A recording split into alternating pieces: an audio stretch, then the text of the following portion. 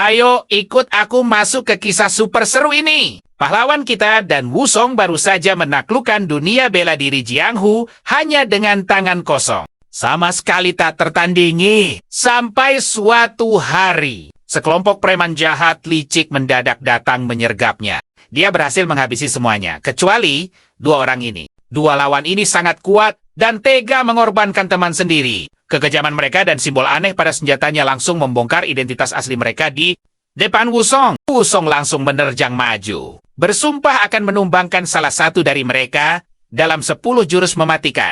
Tapi sayang sekali, setiap serangan fatalnya terus saja diblokir oleh kawan-kawan musuhnya itu. Ternyata ada benang tipis di sekujur tubuhnya. Saat serangan ke-9, sang dalang tiba-tiba menarik benang itu dengan kuat. Tubuhnya tertahan. Sementara lawan lain langsung menyerang dengan pedang yang sangat tajam. Hebatnya, sebelum kesadarannya benar-benar hilang, dia masih sempat mendaratkan pukulan ke-10 telak di rahang musuhnya. Begitulah akhir epik dari Dan Wusong yang sangat ingin memukul musuhnya satu kali lagi sebelum dirinya tumbang. Lalu keajaiban terjadi. Dia mendadak terbangun di kediaman Juhua sebagai Li Jinyan, putra sulung kelompok pedagang Eunhe. Saat siuman, dia mengecek tubuhnya dan benar-benar kaget karena tidak menemukan satu luka pun. Kalian pasti merinding melihat ini. Saat menatap pantulannya, dia mengira ada yang memakaikan topeng. Namun, setelah diraba, dia sadar itu memang wajah aslinya yang baru. Begitu para pelayan berlari mencari tabib, dia langsung memanfaatkan waktu untuk mengamati kamar dan mempelajari situasi barunya. Tapi, tubuh baru ini sangat lemah. Jangankan bertarung, sekadar bergerak perlahan saja rasanya sudah sangat berat. Lalu dia menemukan sebuah jurnal milik kelompok pedagang Yunhe, organisasi niaga yang luar biasa besar di Gunung Juhua. Dari jurnal dan surat-surat aneh di sana, ketahuan deh kalau Li Jinyan dulunya itu pemuda nakal yang kerjanya cuma main perempuan dan gila. Judi melulu. Setelah berpikir sejenak, dia kini 100% yakin telah bereinkarnasi menjadi sosok Li Jinyan. Lalu masuklah Gongsun si tabib. Licik, dia tersenyum palsu sambil diam-diam memeriksa nadinya. Setelah puas, pria itu pura-pura peduli dan bilang kalau Jinyan sudah baik-baik saja. Tanpa ragu, tabib licik itu menawarkan semangkuk sup naga dan Phoenix sebagai obat penguat tubuh. Padahal ramuan itu sangat beracun bagi tubuh Jinyan yang sedang melemah. Alih-alih menjawabnya, Jinyan malah dengan cerdik memancing obrolan untuk mencari tahu kapan Dan Wusong tumbang. Dan ternyata peristiwa nahas itu belum lama berlalu. Kalian dan aku pasti sependapat di sini. Musuhnya masih hidup. Jadi dia langsung membulatkan tekad untuk balas dendam. Apalagi sekarang dia sudah mendapatkan kesempatan hidup kedua. Beberapa hari pun berlalu sejak Wusong berinkarnasi menjadi tuan muda Li Jinyan. Pagi itu, para pelayannya sangat bersemangat menyiapkan sarapan. Karena akhirnya tuan muda mereka bisa menikmati makanan lezat lagi mulai hari ini. Soalnya selama ini, dia terpaksa harus makan bubur hambar demi memulihkan badannya. Seorang pelayan heboh menyuruh temannya lebih cepat karena Jinyan bisa pulang jalan pagi kapan saja. Tepat di saat itu, pintu terbuka dan Jinyan pun masuk. Dia langsung mengecek makanannya, lalu meminta mereka membuat sarapan yang jauh lebih sederhana saja besok. Begitu dia berjalan ke kamarnya, seorang pelayan memuji fisik tuannya yang kini kelihatan jauh lebih bugar. Dan pelayan lainnya pun langsung setuju dengan gembira. Tak lama kemudian, Jinyan mulai sarapan. Tiba-tiba si ular licik Gongsun datang mengganggu. Jinyan menyuruhnya masuk dengan nada kesal. Dan Gongsun langsung menyadari perlakuan kasar barusan. Namun, tabib itu tetap tersenyum palsu saat menyapanya. Jinyan membalas tatapannya dengan sangat sinis. Karena dia tahu persis pria penjilat ini pasti selalu ada maunya. Sebuah senyum tipis langsung terukir di wajah Jinyan. Dia sudah punya rencana untuk membuatnya mengaku. Dengan gaya super santai, dia langsung menembak pertanyaan soal tujuan sebenarnya Gongsun datang kemari. Mendengar itu, Gongsun langsung berakting drama. Pura-pura bilang dia kesepian dan cuma ingin menemui Jinyan sebagai seorang teman yang perhatian. Lalu dia sengaja mengomentari warna kulit Jinyan. Seolah pemulihan fisik Jinyan yang luar biasa ini sama sekali tidak ada artinya. Meremehkan banget. Jinyan yang tajam langsung menangkap trik ini. Lalu menyindir kalau Gongsun pasti cuma ingin memaksanya meminum sup naga dan Phoenix lagi. Gongsun jelas panik karena Jinyan bisa menebaknya dengan tepat. Dia buru-buru ngeles kalau sup itu murni hanya tonik bergizi penambah tenaga. Tapi Jinyan membalas dengan santai kalau ramuan itu beracun. Gongsun marah dan mengingatkan kalau dia tabibnya. Sadar kedoknya terancam, dia kembali melakukan gestur dramatis. Dia ngambek minta pamit. Tapi dengar ini, kalian dan aku tahu Jinyan takkan membiarkannya lolos begitu saja. Suara dingin Jinyan langsung menghentikan langkahnya. Dengan nada sangat dingin, Jinyan langsung bertanya apakah sebenarnya Gongsun yang berkuasa di tempat ini. Sini kumpul.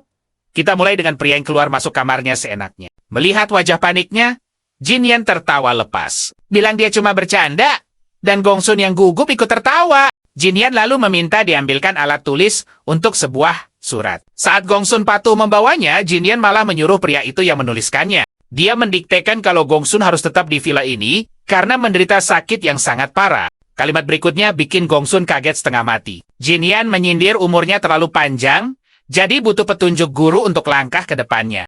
Melihat wajah pucat Gongsun, Jinyan bertanya kenapa dia berhenti menulis. Gongsun mencoba tertawa canggung, meminta Jinyan menjelaskan maksud dari ucapan anehnya itu. Tapi sebelum dia selesai bicara, Jinyan melempar sumpit tepat ke arahnya. Sumpit itu menggores lehernya dan menancap kuat di dinding. Gongsun yang syok berat langsung meraba goresan itu. Tatapan Jinyan berubah tajam, menegaskan kalau dia bukan lagi Li Jinyan yang Gongsun kenal. Perhatikan baik-baik, Baihian ini Gongsun masih pura-pura polos. Tapi Jinyan memutuskan sudah saatnya menguliti si ular licik itu. Jinyan langsung membongkar fakta kalau sup naga Phoenix sebenarnya cuma tonik buat orang yang sehat. Buat tubuh lemah Jinyan, itu bukan obat, sup itu justru berubah jadi racun berbahaya baginya.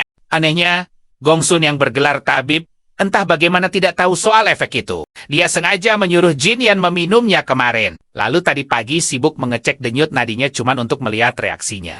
Bahkan saat Jinyan menyuruhnya menaruh sup di meja, wajahnya jelas-jelas menyembunyikan sebuah niat yang sangat buruk. Jinyan sangat yakin, orang seperti Gongsun mustahil berani bertindak sendirian tanpa ada perintah. Jadi dia memaksa Gongsun menulis nama bosnya di surat. Gongsun awalnya berakting dramatis. Bertanya kenapa orang sebaik dirinya malah dicurigai. Dia menarik napas panjang dengan gaya sangat teatrikal, murni hanya untuk membuang topengnya. Sedetik kemudian, sifat aslinya keluar.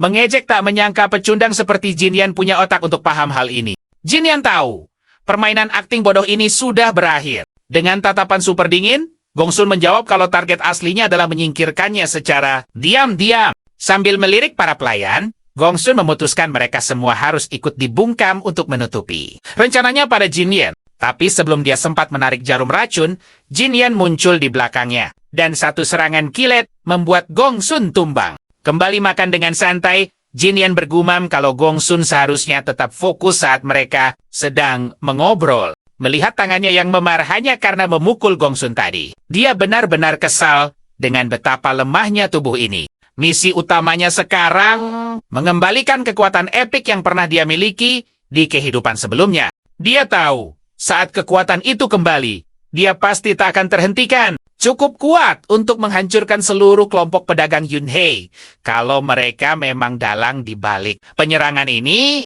Demi tujuan itu, suatu hari nanti, dia wajib kembali ke sana untuk menyelidiki jaringan rahasia Gongsun. Tapi tiba-tiba, dia terhuyung dan jatuh. Sakit kepala luar biasa menyerangnya saat bayangan Gongsun melintas. Detik berikutnya, seluruh ingatan asli dari tubuh Li Jinyan membanjiri otaknya sekaligus. Coba kalian resapi ini saat sakitnya mereda, dia menangisi kisah Jinyan. Dia benar-benar tak berbakat. Kalah telak dari kakak-kakaknya yang jenius. Frustrasi karena kelemahannya, dia menempuh jalan gila yang tak akan dilakukan orang waras. Dia membakar uangnya untuk gaya hidup yang merusak tubuh saat dia sadar sudah salah langkah. Segalanya sudah sangat terlambat. Dengan alasan palsu untuk pemulihan, dia dibuang ke villa terpencil ini, yang sebenarnya murni sebagai tempat pengasingan. Parahnya, keluarganya sama sekali tak peduli jika putra sulung tak berguna ini membusuk di sini. Selamanya, kini mengambil alih tubuh Jinyan. Wusong bertekad keras untuk memulai lagi latihan bela dirinya yang sempat tertunda. Mengais sisa ingatan, dia benar-benar kesal melihat pemilik asli membuang potensi tubuh sempurna. Ini hanya demi kesenangan sesaat. Berbekal pengetahuan dari masa lalunya, dia berencana memaksimalkan tubuh ini dengan memburu beberapa ramuan langka kelas atas. Saat melangkah kembali ke dalam villa, Matanya menangkap tumpukan hartanya. Dan dia pun tersenyum sangat lega. Tanpa masalah keuangan sama sekali. Ini berarti dia bisa memborong ramuan mahal yang sangat dia butuhkan. Pandangannya lalu beralih pada Gongsun yang kini terkapar tak berdaya selamanya akibat serangannya yang sangat brutal tadi. Dia lalu memutuskan untuk mengubur pria itu. Percaya nggak? Sejak kejadian itu, 1 tahun berlalu dalam sekejap. Ayo ikuti aku memasuki kisah luar biasa ini. Mindsoft tiba membawa sebuah pesan rahasia untuk Jinyan. Ia langsung bertanya pada pelayan mencari keberadaan Jinyan. Sang pelayan menunjuk ke sebuah lokasi meditasi sunyi. Saat Mark melihat postur tegapnya, matanya membelalak kaget. Ia benar-benar tidak percaya sedang menatap Jinyan yang sama. Sepanjang tahun ini, pemuda tangguh tersebut memeras keringat untuk melatih kekuatan fisiknya. Inti energinya kini terbentuk sempurna. Ia memfokuskan kembali kemampuannya dengan menguasai teknik bela diri esensial, seperti seni mobilitas tingkat tinggi, ketahanan tubuh absolut, dan pergerakan kilat. Bukan cuma itu, ia juga mendalami teknik kilat putih 10 fase untuk menguasai kendali elemen. Petir murni. Hasil dari kerja keras luar biasa ini membawanya menembus fase keempat seni bela diri. Namun bagi sosok seambisius dirinya, itu belum cukup. Tiba-tiba, fokus meditasinya buyar oleh sapaan Ma yang terdengar sangat gugup. Ma memperkenalkan diri dengan sopan, menjelaskan ada pesan penting dari klan utama. Sangat tenang dan berharisma, Jinyan meminta surat tersebut. Sementara itu, pikiran Mark masih melayang karena kaget melihat perubahan wujudnya. Bukankah ini pria rapuh yang selalu batuk-batuk sakit saat ia temui tahun lalu? Tapi lihat dia sekarang berdiri begitu gagah. Lamunannya tersentak ketika teguran sinis Jinyan mengingatkan bahwa surat itu masih ditunggunya. Ma pun tersadar. Lalu mereka berdua diam menyimak isi pesan tersebut dengan saksama. Coba perhatikan baik-baik. Surat itu mengabarkan kondisi kesehatan ayahnya yang tiba-tiba melemah, tanpa alasan yang jelas. Seketika, Ma langsung melempar kecurigaan besar pada klan Uyang. Kelompok ini cuma gerombolan licik yang memeras bayaran setinggi langit dari pedagang Yunhe dengan alasan biaya keamanan. Lama-kelamaan, tuntutan mereka makin gila dan sangat sulit untuk dipenuhi. Ma menggerutu kesal. Apa iya klan Uyang pernah melakukan aksi hebat yang sepadan dengan kenaikan tarif yang tidak masuk akal itu? Ia terus meluapkan emosi, menyebut kelompok arogan itu sama sekali tidak pantas menerima bayaran besar. Ia masih ingat jelas saat pedagang Yunhe diperas habis-habisan oleh sekte dewa kecil yang memalak jalur perdagangan. Tepat saat itu, klan Uyang dengan santainya cuci tangan, menolak membantu kecuali jika diundang rapat untuk hal-hal yang benar-benar genting. Benar-benar bikin emosi naik. Mak bilang kapten penjaga pun tidak berkutik, karena Uyang Hu punya pengaruh kuat di dalam kelompok itu. Nama ini seketika memicu memori Jinyan dari masa lalunya saat berada di wilayah Jiangnunya. Uyang Hu, si pria tangguh yang lumayan tenar. Bayangan wajahnya langsung terlintas jelas di benak Jinyan. Uyang Hu adalah penguasa sombong yang suka menindas kelompok Hunhe karena menganggap mereka terlalu lemah untuk melawan balik. Kalian pasti memikirkan hal yang sama denganku. Jinyan memutuskan inilah saatnya ia turun tangan langsung memberi Uyang Hu pelajaran telak. Ma terdiam kaget, lalu lanjut bercerita tentang masalah konyol lain yang membuat ayah Jinyan jatuh. Sakit terbaring. Bayangkan, adik-adiknya begitu sembrono memicu perkelahian pedang di depan semua anggota kelompok. Pedagang Yunhe. Nah, ia benar-benar pusing melihat tingkah konyol mereka. Begitu mendengar kabar ini, ayahnya langsung meledak amarahnya hingga stres berat dan tumbang. Mark mencoba menenangkannya, berkata bahwa masalah ini bukan urusannya. Tetapi Jinyan memotong obrolan itu dan berdiri tegak karena tak ingin tinggal diam. Ketegasan tiba-tiba ini sukses membuat Mak terkesiap. Sang pemuda lantas menatap tajam, menyuruh Mak menyimpan surat itu karena ia sendiri yang akan turun tangan memeriksa situasi aslinya. Setibanya Mak di markas pasukan, hal pertama yang ia lakukan adalah heboh bercerita kepada rekan-rekannya tentang bagaimana sosok Li Jinyan kini menjelma menjadi ahli bela diri. Mendengar cerita konyol ini, teman-temannya sontak meledak tertawa. Semua orang punya tebakan kocak. Ada yang menebak Jinyan paling cuma jago soal jurus merayu wanita saja. Yang lain meledek. Kalau pemuda lemah seperti Jinyan bisa jadi ahli bela diri. Berarti mereka semua ini adalah pahlawan legendaris tak terkalahkan. Seorang temannya bahkan menyuruh Mark mencari bahan candaan yang lebih masuk akal. Seperti gosip tentang wakil kapten yang akhirnya punya pacar. Wakil Kapten Hanyop yang tak sengaja menguping obrolan mereka menjadi sangat penasaran. Apakah Jinyan sungguh telah memulihkan kesehatannya sepenuhnya setelah menghadapi masalah yang mengganggunya? Dengan nada serius, Hanyop menegaskan bahwa Jinyan punya bakat fisik luar biasa untuk berlatih bela diri sejak kecil. Kini Han bertanya kapan tepatnya Jinyan akan pulang. Mak menggaruk kepala kebingungan, karena pemuda itu hanya melempar janji bahwa ia pasti akan segera kembali. Dan tebak siapa yang datang? Jinjan Mungkul, percayalah padaku. Kalian pasti tidak sabar melihat aksinya selanjutnya. Siap-siap ya, temenin gue lihat sambutan buat sang tuan muda. Pasukannya kelihatan males banget, tapi Han langsung negur keras. Gimana pun juga, Jinyan itu tetaplah majikan sah mereka. Sementara itu, Wusung pertama kalinya ngelihat langsung markas besar grup pedagang Yuna. Dia beneran shock berat lihat seberapa tajir keluarganya ini. Di kehidupan lamanya, dia cuma bisa dengar rumor soal grup ini. Tapi pas lihat langsung, dia baru sadar, Jinyan itu bukan sekadar orang kaya biasa, tapi sultan sungguhan. Dia nyuruh para pelayannya istirahat karena mau jenguk ayahnya. Pas jalan, dia malah kaget. Sepi banget, nggak ada satupun yang nyapa. Harapannya terkabul dong pas segerombolan pengawal nyambut dia pakai pedang. Terus Han maju nyambut dia, bilang kalau penampilan Jinyan sekarang nyaris susah dikenali. Han juga ikutan lega lihat Jinyan sehat. Para pengawal lain malah ngira Han cuma cari muka dan nggak punya harga diri. Soalnya dulu, majikan mereka sering banget ngehina Han, gara-gara sifatnya yang terlalu peduli sama orang. Waktu itu para pengawal juga udah siap mental buat diomelin. Tapi mereka malah syok berat. Jinyan nyapa santai, bilang kalau sambutan mereka terlalu berlebihan buat orang repot kayak dia. Ngelihat buka cenggo mereka, malah langsung nyamber. Bilang kan, dia udah kasih tahu kalau Jinyan itu udah beneran berubah total. Ngelihat semua ini. Han yang lagi nganter Jinyan ke kamar ayahnya senyum lembut. Jinyan pun akhirnya ngerasa kalau mereka ini sekutu, bukan musuh yang harus diwaspadai. Pas masuk, Han ngabarin kalau dia udah kasih tahu ayahnya soal kedatangan ini. Jinyan langsung ucapin makasih buat itu. Perhatiin baik-baik ya, obrolan mereka malah diganggu si bungsu Jayan yang tiba-tiba muncul dan berani ngejek dia mesum. Ngelihat tatapan kakaknya, Jayan nyindir kalau Jinyan sekarang kelihatan kayak orang yang beda banget. Pas Jinyan berani balas natap tajam, Jayan malah makin ngelunjak dan yang keram bahu kakaknya. Han yang dulu sering lihat Jinyan dihajar adiknya, jelas gak mau hal yang sama keulang di hari pertama kepulangannya ini. Dengan tenang Han, ngelepasin tangan Jayan dari bahu Jinyan. Dia bilang harusnya dua saudara ini seneng dong bisa ngumpul lagi setelah sekian lama. Bikin Jayan kaget, Han tiba-tiba menamparnya gara-gara berani menyentuh tanpa izin. Jayan jelas ngamuk dikasarin Han. Dia ngerasa itu kurang ajar banget dan ngancem apa Han berani ngeremehin dia. Detik itu juga, Jayan langsung ancang-ancang buat ngasih Han pelajaran. Sebelum Jayan bertindak, Han langsung menamparnya sampai jatuh. Jayan benar-benar syok berat. Kalian pasti nungguin ini kan? Jinyan ganti nyengkeram bahu adiknya kuat-kuat. Pamerin tenaga barunya sambil bilang perjalanannya seru banget.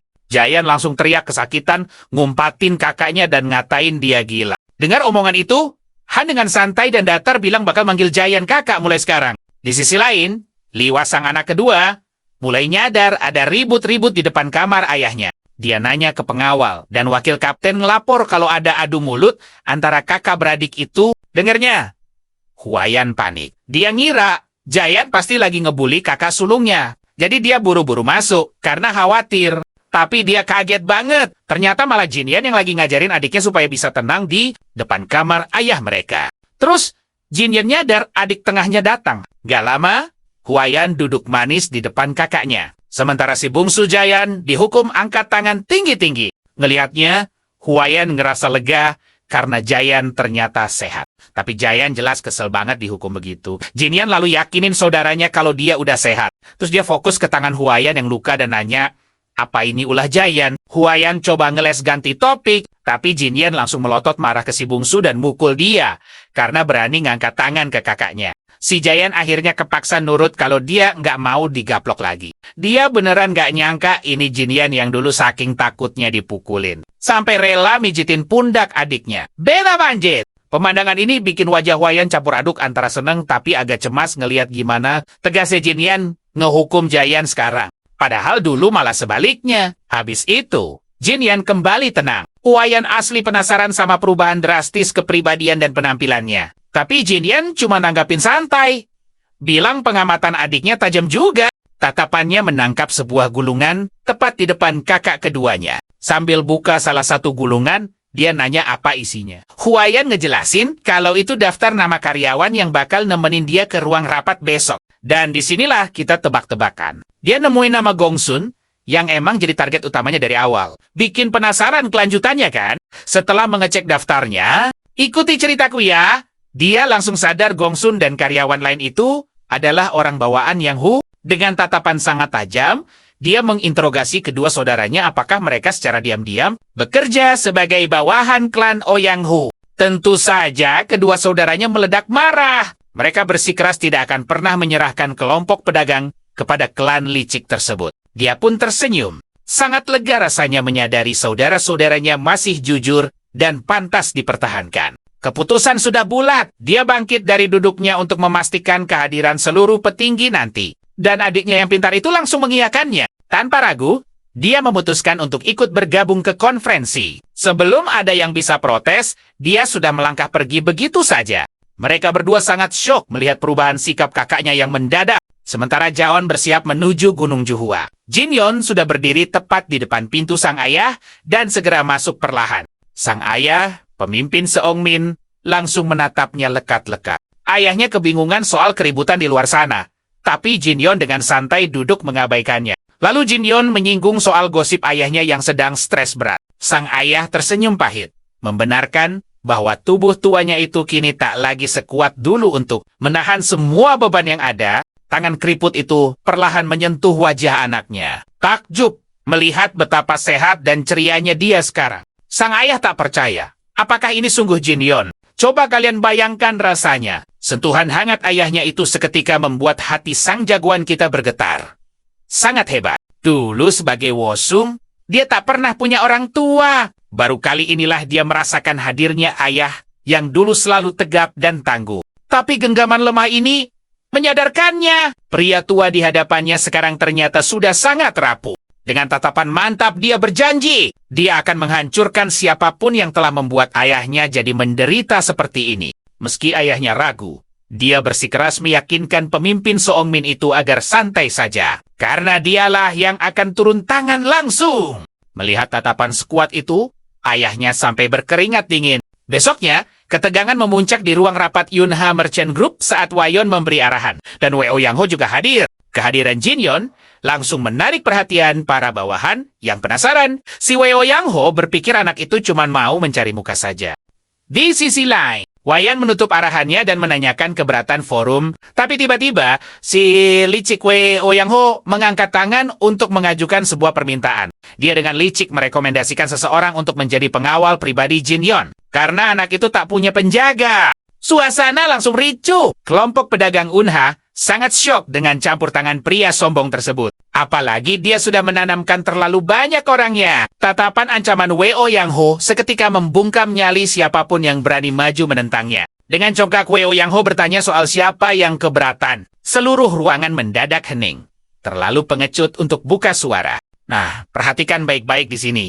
Jagoan kita dengan tenangnya mengangkat tangan dan menyatakan keberatannya sendiri. Dengan wajah datar, dia melempar usul balasan yang gila memecat sang pemimpin penjaga Weo Yang Ho. Anggota Yunha panik berkeringat dingin. Sedangkan geng Woyang malah tertawa meremehkan, menganggap ucapan itu cuma candaan konyol. Padahal kehadiran Weo Yang Ho krusial bagi kelompok pedagang. Pria arogan ini malah semakin merasa menang. Dia merendahkan anak kita dengan menyebutnya cuma pasien pesakitan yang tak sadar kalau dirinya tak punya hak memecat orang. Tapi, detik selanjutnya, hal gila terjadi. Jinyan meninju lantai dengan kekuatan monsternya hingga seluruh gedung rapat itu bergetar hebat. Dengan tatapan membeku, dia mengingatkan si ular tua tentang fakta mematikan dari pengaruh Woya. Dia lupa kalau Jinyon adalah pengendali mutlak Yunha Merchant Group. Bahkan dia sudah membocorkan rencana memecat Weo Yang Ho kepada Wayon.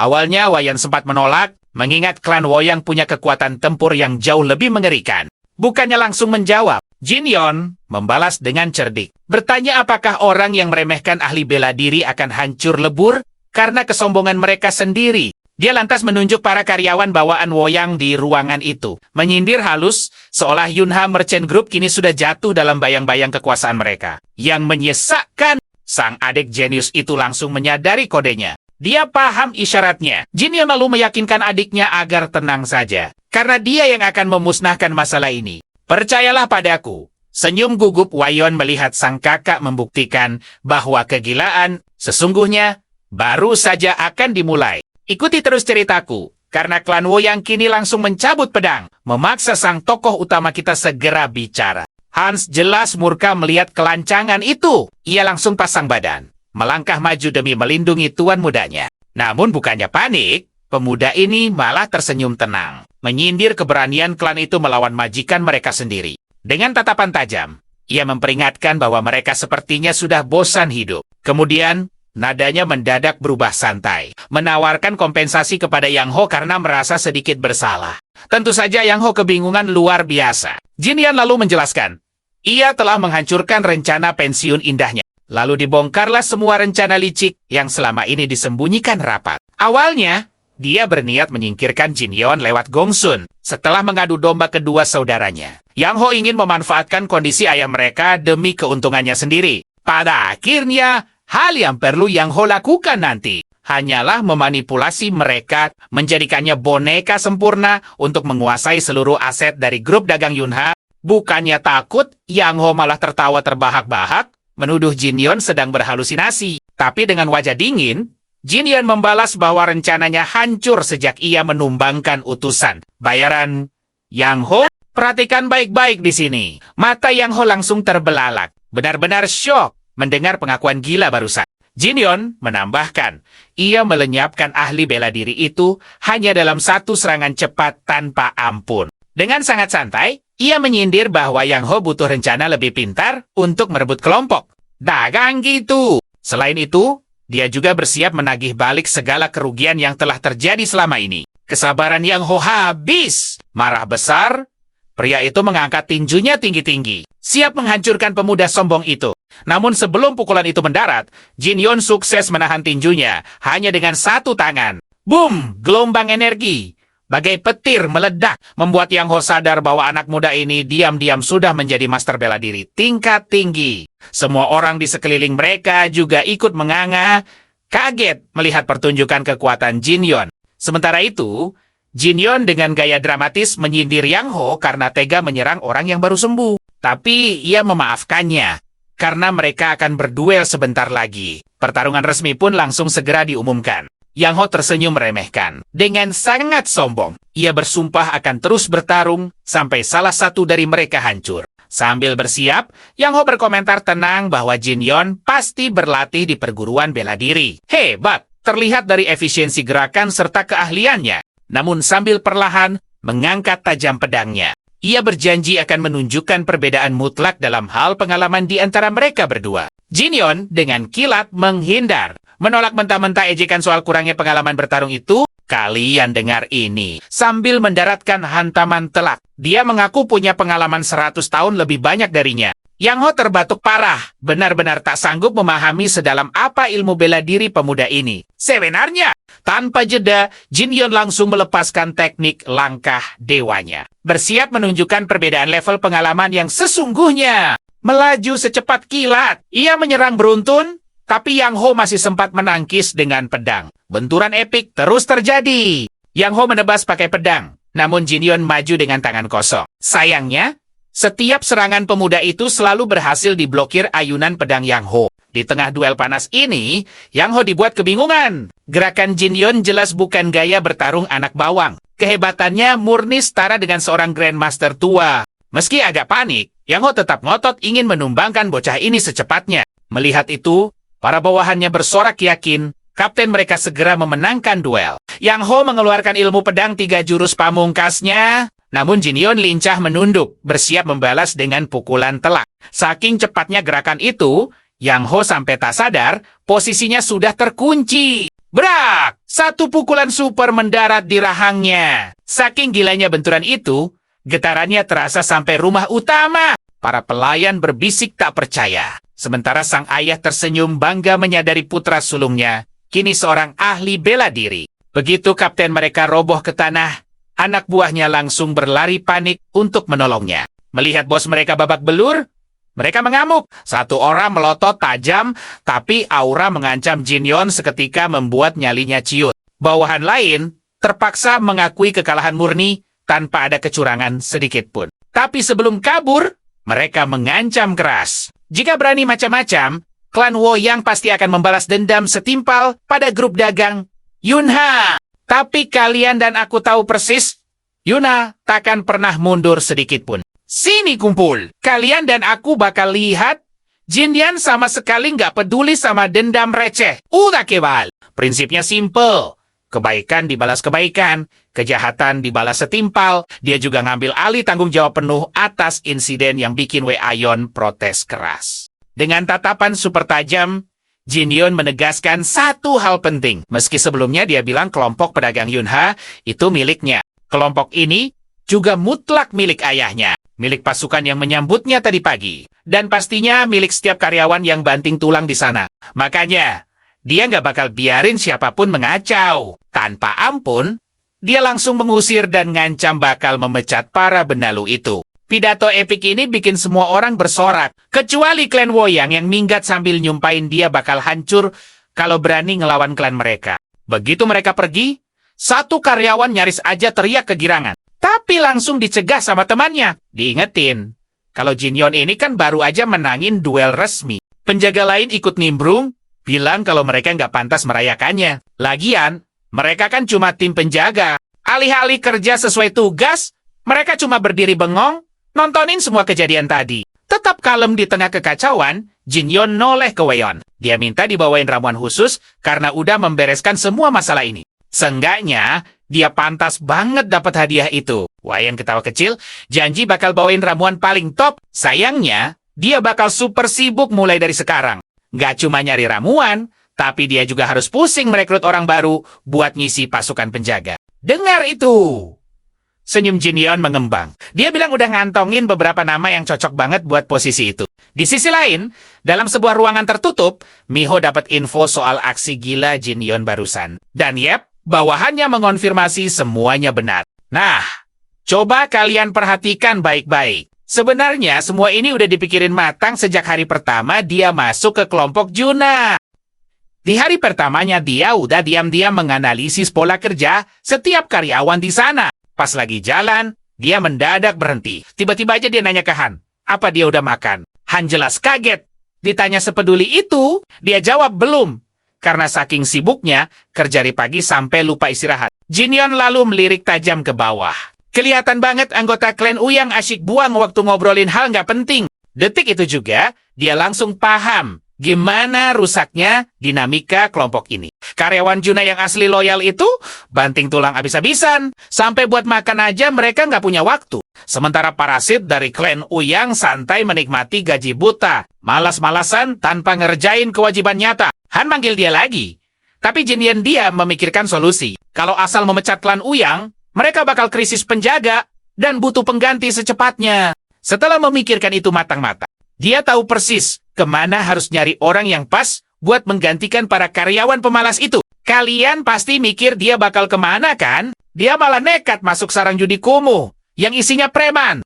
Begitu masuk auranya langsung narik perhatian. Beberapa menunjuknya, mengejeknya sebagai mangsa empuk. Mereka kaget melihatnya lagi setelah sekian lama. Ada yang mengira dia sudah tiada bertahun-tahun. Karena datang buat judi, mereka girang bersiap nguras habis hartanya. Pas melangkah ke aula utama, penjaga langsung menyambut antusias. Dikiranya orang ini bakal bakar uang banyak.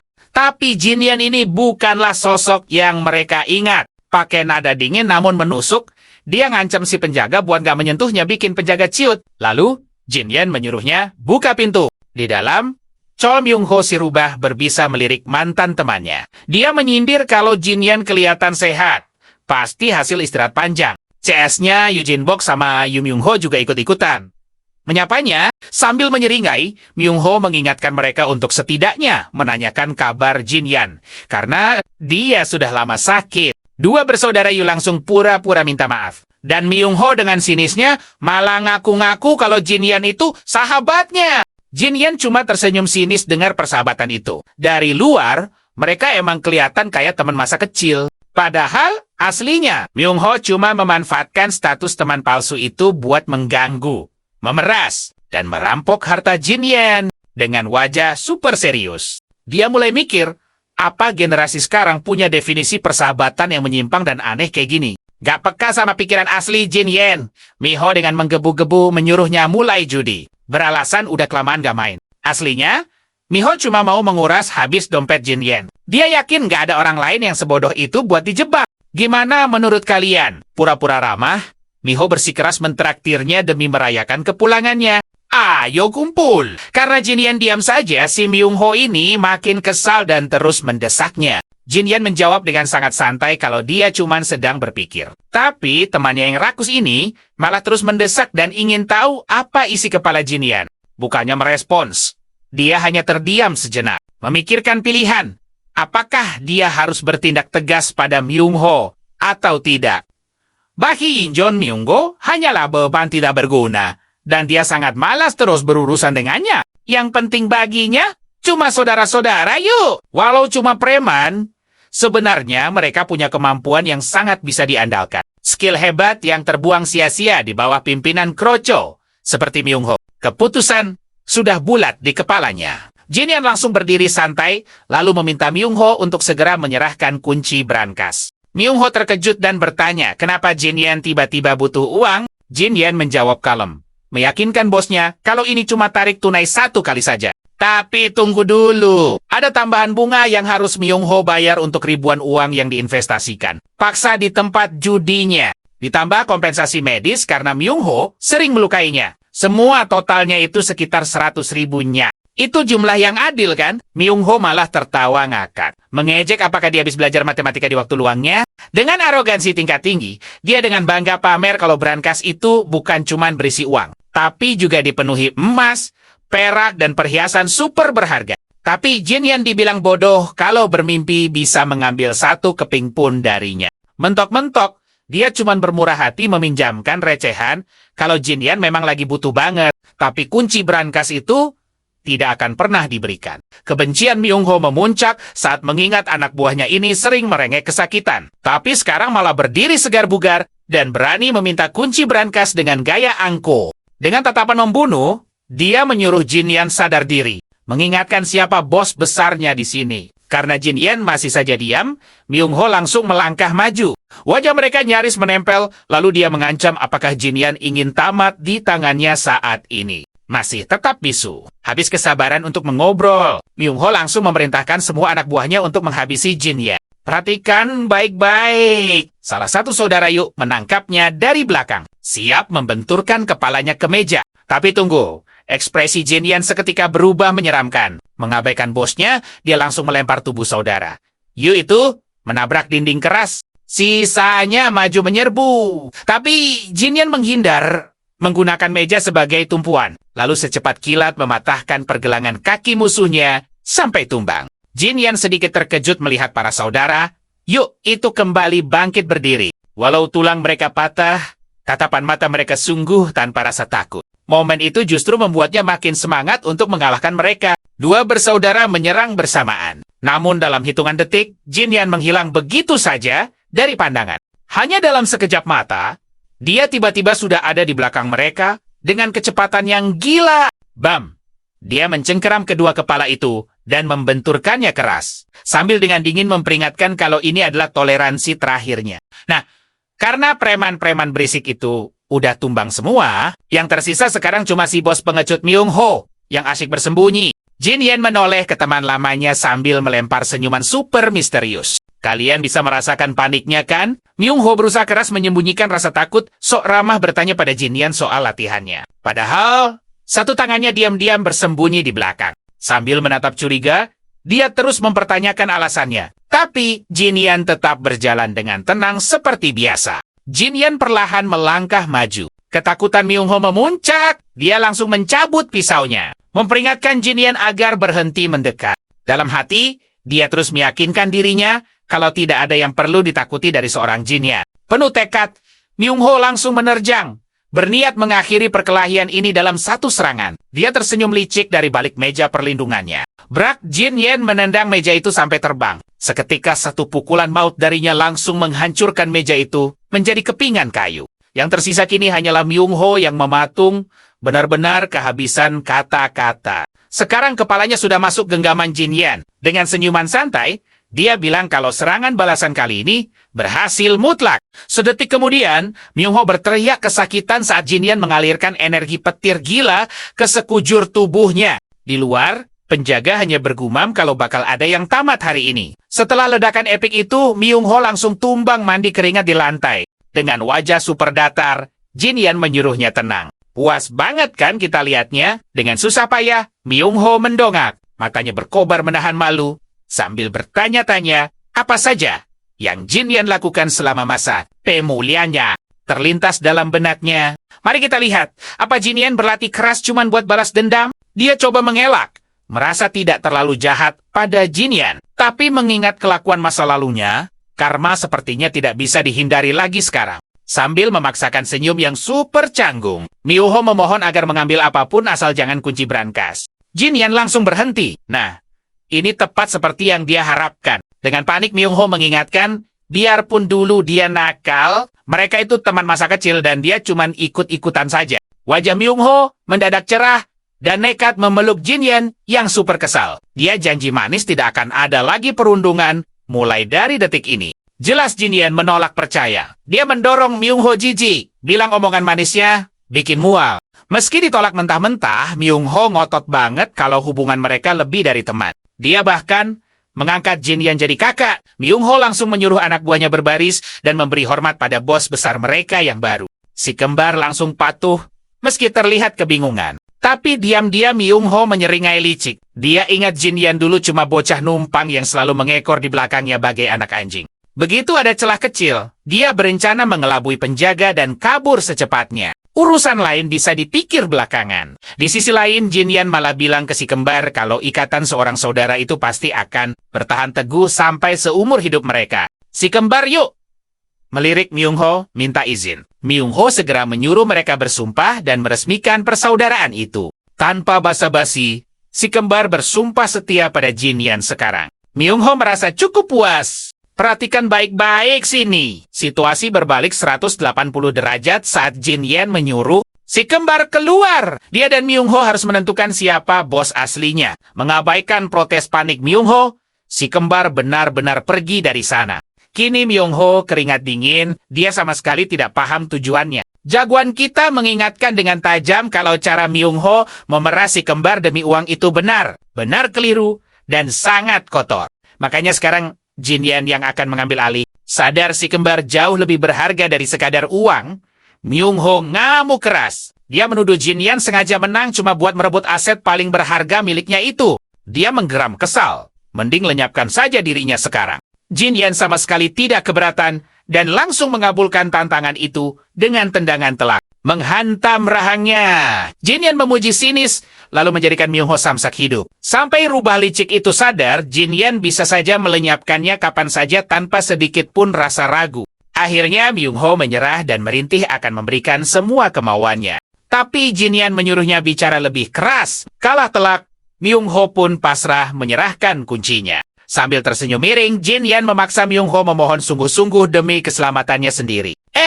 Myung Ho masih berani nyolot. Mengejek apa dia harus sujud segala sekarang. Kalian pasti kaget juga kan? Jin Yen langsung melemparnya tanpa ampun. Bikin Myung Ho shock. Saat si kembar Yu melihatnya, mereka langsung bertanya apa dia tersesat. Terpojok habis-habisan, Myung Ho mengaku kalah dan menyuruh mereka mengabdi pada Jin Yen. Rasa malu yang luar biasa benar-benar sukses bikin dia pengen nangis darah. Sesaat, dia coba berpikir rasional. Mungkin lebih baik melepas si kembar supaya mereka dapat hidup jauh lebih layak bersama serikat. Dagang Yunaha yang besar itu, tapi saat kedua saudara itu saling tatap dan mantap mengabdi pada jagoan kita. Kekesalan Myung Ho langsung meledak lagi karena merasa mereka sama sekali tidak tahu diuntung. Setelah semua beres, Myung Ho ngeloyor pergi sambil ngedumel marah. Mengutuk dirinya yang gampang percaya sama orang berambut hitam. Begitu preman sekitar sadar si kembar, yuk tidak ada. Mereka langsung mengepungnya karena bekingannya hilang total. Dikelilingi wajah-wajah beringas, Sisa kesombongan Myung Ho justru bangkit. Rubah licik ini berteriak garang,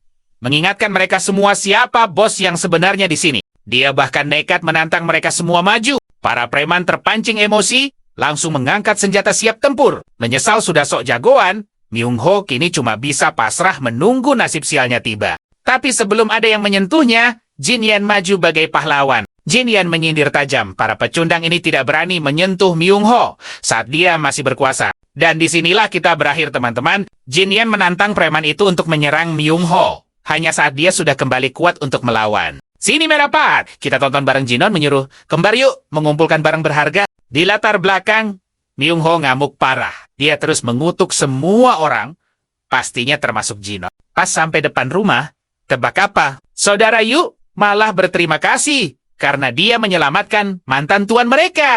Reaksi Jinon jelas kaget banget dengarnya. Menatap si kembar, dia ingat rumor lama. Katanya mereka dijual ke Myung Ho jadi budak atau cuma ikut karena ketakutan.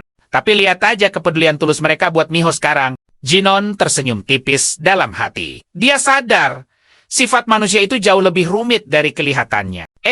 Dari balik pilar ada yang mengintai tajam, memastikan Jinon beneran di sana. Balik ke masa kini, semua kembali terasa normal. Tapi Jaehyun kelihatan bete banget sama situasinya. Dia masih ngedumel, nggak pernah bisa santai sejak kakaknya pulang. Apalagi ingat duit dan perhiasan yang tiba-tiba nongol dari tempat judi bareng kembar yuk. Bikin emosi aja. Nggak lama, matanya menangkap gerobak masuk membawa tumpukan persediaan baru. Huen langsung memeriksa semua barangnya dengan teliti. Dia menyuruh pelayannya hati-hati dan meninggalkan gerobaknya. Jelas banget kalau semua barang dagangan itu super berharga.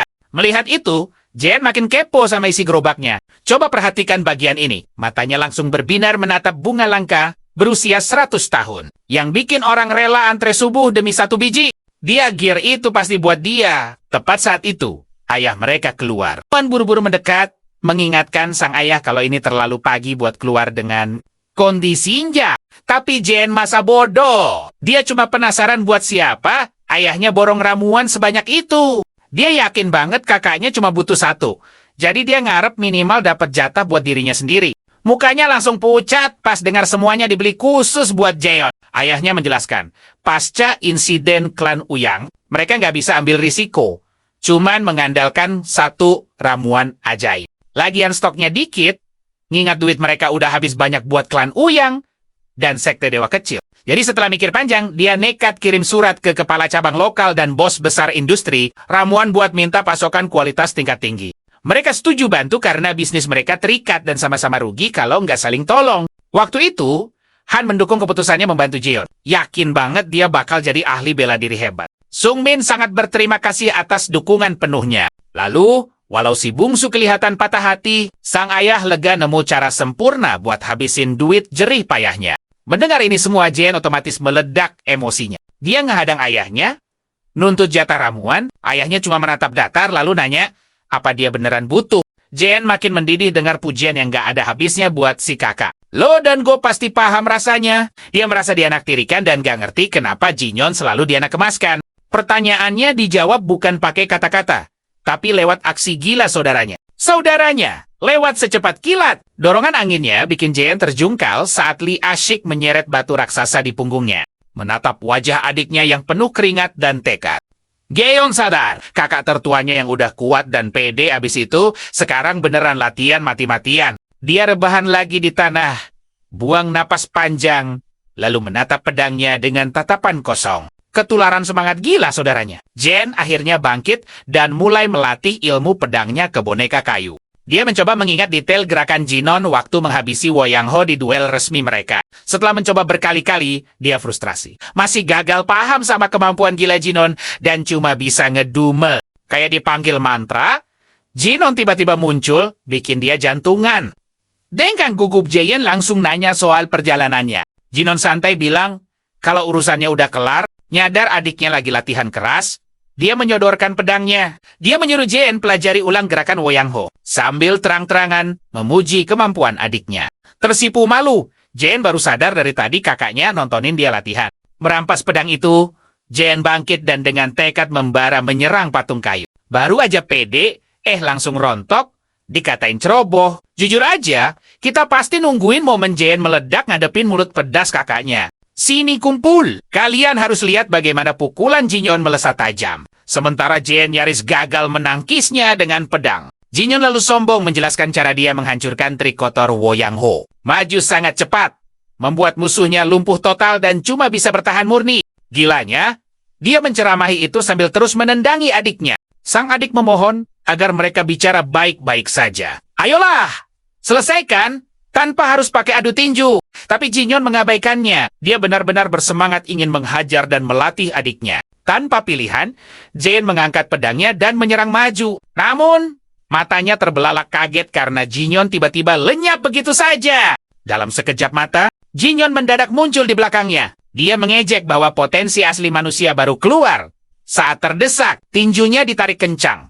Tapi berhenti 1 milimeter dari wajah Jean. Jean jatuh, terduduk. Jantungnya mau copot, mengira dirinya pasti sudah babak belur. Jinyon menjelaskan santai. Dalam ilmu pedang, teknik menusuk punya tingkat keberhasilan lebih rendah daripada menebas. Dia menambahkan, Woyang Ho memakai teknik sekali pukul tumbang dengan gaya pedang 3 bentuk. Andalannya, jurus itu butuh fokus tingkat dewa. Jadi, dia menghitung kecepatannya dengan sangat presisi untuk menangkisnya. Kalau meleset sedikit saja, dia pasti tamat. Sambil menodongkan pedang ke arah adiknya, Jinyon kembali teringat duel sengitnya melawan Woyang Ho waktu itu. Perhatikan bagian ini. Jika Jinyon masih punya kekuatan penuh dari kehidupan lamanya, musuh seperti Woyang pasti tumbang sebelum mencabut pedang. Sayangnya, tubuhnya sekarang ini sangat lemah. Kekuatannya bahkan tidak ada seperempat dari masa jayanya sebagai Raja Tinju. Itulah alasan kenapa dia sama sekali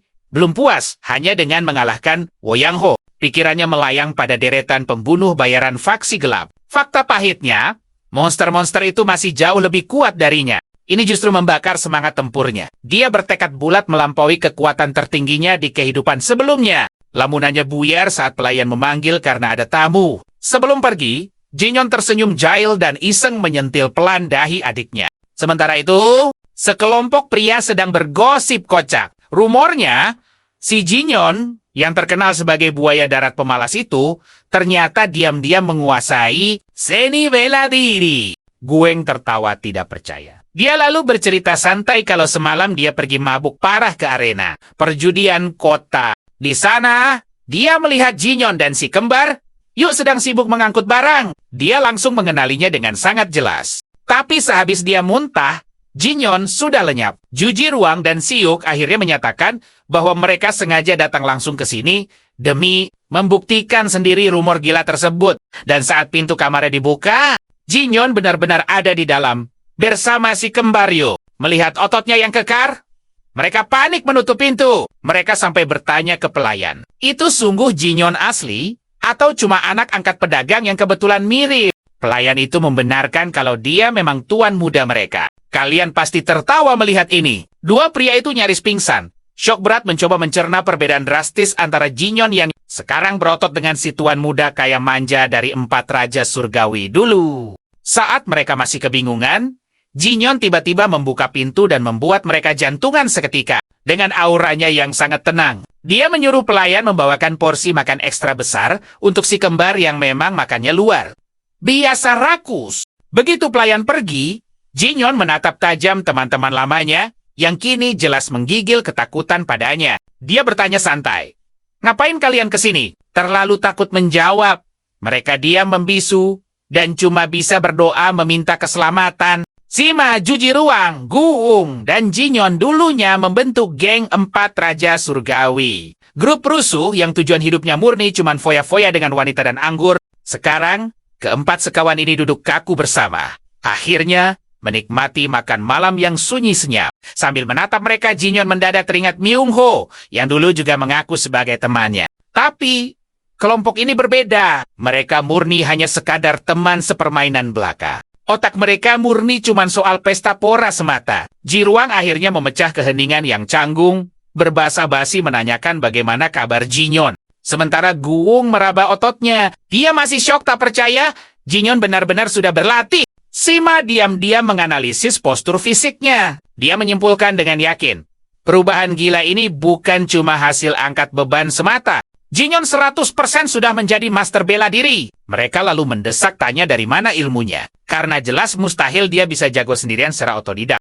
Jinyon menjawab dengan senyum misterius, bilang kalau dia murni sedang beruntung. Sima berkomentar ini pasti mirip kisah legenda langka di Zhengniu. Jinyon malah membalas, menambahkan bahwa dia sendiri pun nyaris tak mengenali dirinya lagi. Dan tebak, apa? Jinyon mendadak mengumumkan bahwa teman lama mereka telah lenyap. Membuat semua ekspresi wajah mereka langsung pucat pasi. Mari bersiap. Kamu dan aku akan melihat rencana gila Jinyon. Jinyon secara misterius mengungkap bahwa ada hutang besar yang harus segera dilunasi. Untuk itu, ia mulai mempersiapkan kelompok pedagang Juna. Dia tidak lagi ingin berkelana tanpa arah. Kini ambisinya hanya satu, yaitu menjadi jauh lebih kuat. Gung dan Jariang saling berbisik. Benar-benar syok melihat perubahan drastis temannya ini. Sebaliknya, Sima menatap tajam dengan ekspresi serius. Ia ingat saat Jinyon pamit dengan alasan ingin memulihkan kondisinya. Padahal Jinyon sadar itu adalah bentuk pengasingan. Hatinya hancur mengetahui sang ayah begitu kecewa hingga tega mengusirnya. Jauh, Sima pun mencoba menghiburnya, menenangkan suasana dan menyemangatinya agar memanfaatkan waktu pengasingan itu untuk fokus belajar. Dan berkembang, Jinyon hanya tertawa pelan dan berjanji akan berubah. Tepat sebelum Sima sempat mengucapkan salam perpisahan mereka. Kembali ke masa sekarang, Sima tersenyum tulus. Merasa sangat bangga melihat temannya benar-benar berubah luar biasa. Suasana hening sejenak. Mereka semua akhirnya setuju dengan Sima. Teringat masa lalu saat Jinyon pergi sementara yang lain malah asyik mabuk-mabukan.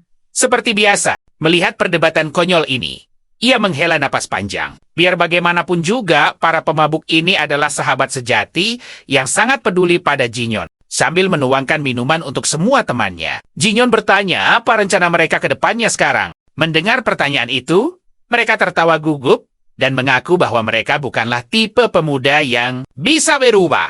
Tapi jujur saja, mereka ikut merayakan karena Jinyon akhirnya berani keluar dari zona nyaman untuk menghadapi kejamnya dunia luar. Setelah puas minum dan tertawa, teman-temannya pamit pulang dengan senyuman hangat. Berpesan agar Jinyon tidak ragu memanggil jika butuh bantuan apapun. Di tengah perjalanan, mereka kembali berdebat soal perubahan Jinyon. Sementara Sima menyuruh semuanya untuk segera pulang. Jariang mulai meledeknya tentang rumor pertunangan. Tapi Sima menepisnya dan menyuruhnya fokus belajar saja. Candaan konyol berlanjut.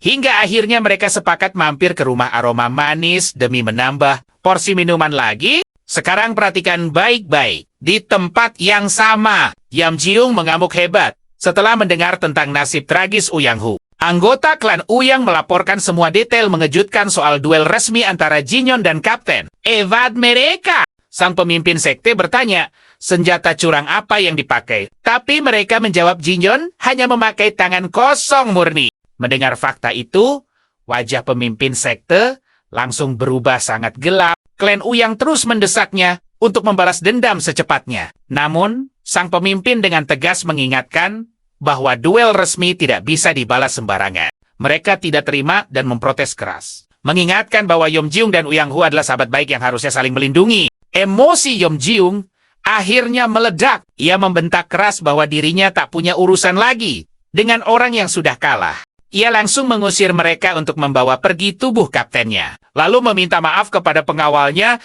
karena keributan menjengkelkan tadi.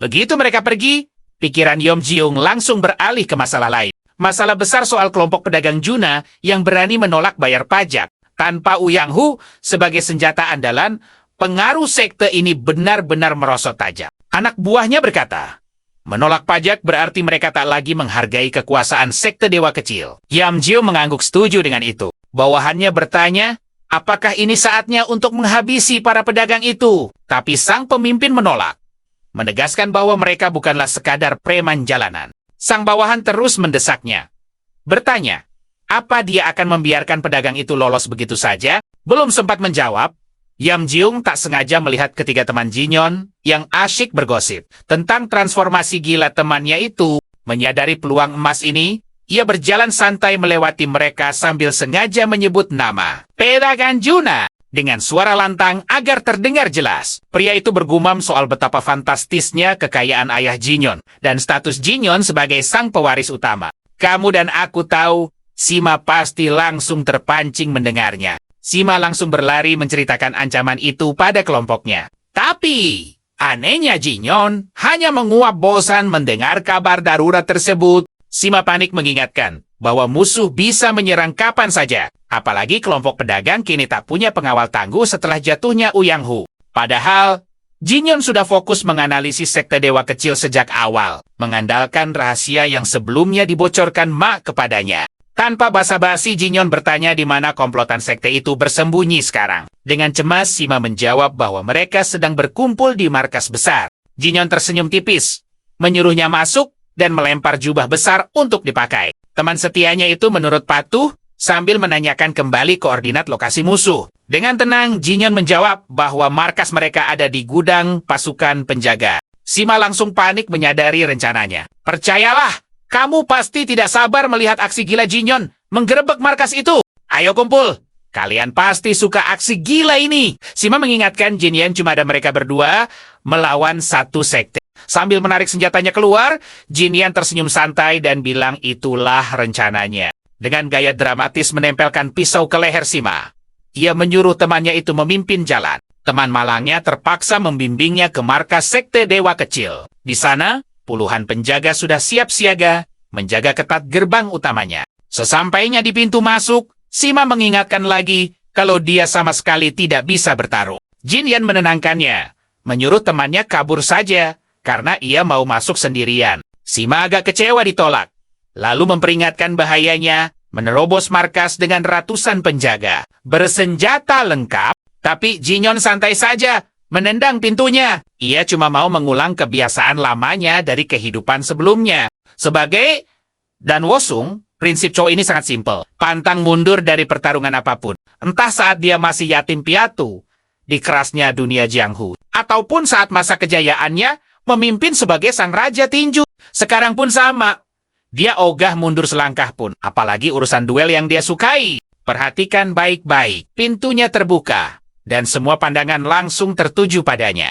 Jagoan kita melangkah masuk tanpa rasa takut sedikit pun, langsung memanggil ketua mereka. Satu penjaga yang emosi melihat kelancangan penyusup itu, langsung maju berniat menghajarnya. Tapi Jinyon bergerak jauh lebih cepat. Dia mencengkeram leher orang itu, dan membantingnya dalam 1 detik. Para penjaga lain langsung meneriaki, kalau dia berani berulah di wilayah mereka. Sebelum makin rusuh, sang ketua sekte akhirnya muncul. Terganggu oleh keributan, dia langsung menanyakan identitasnya. Dengan sangat santai, Jinyon mengaku sebagai pemburu bayaran. Ketua sekte malah tertawa geli. Seumur hidup, baru kali ini ada pemburu senekat itu. Matanya lalu menatap tangan Jinyon yang memar. Tiba-tiba ia teringat percakapannya dengan klan Ouyang. Seketika ia sadar, siapa tamunya ini? Jinyon, tokoh utama kita dengan arogan membalas.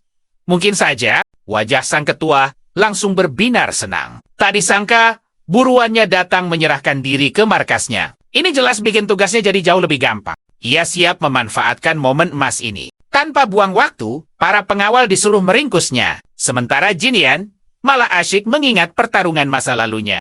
Dan saat pertarungan pecah, kalian pasti mikir dia bakal kalah. Meski tubuhnya melemah, dia tetap sangat menikmati duel ini. Lewat tiap serangannya, penjaga tumbang satu persatu, dipukul dan dirubuhkan secepat kilat. Banyak penjaga yang refleks mundur ke belakang, gemetar melihat kekuatan gilanya melawan puluhan orang dengan tangan kosong. Tiba-tiba aksinya terhenti saat sebuah anak panah tajam menyerempet pipinya dari arah belakang. Berbalik sambil menyeringai tajam, dia meledek ketua sekte yang pamer senjata. Sang ketua mengaku pedangnya memang mahal dan jarang dipakai. Tapi khusus untuk penyusup gila sepertinya, dia rela membuat sedikit pengecualian. Atas perintahnya, para pengawal langsung mengunci kaki Jinyon. Sementara puluhan pemanah di atap bersiap menembaknya dari segala arah.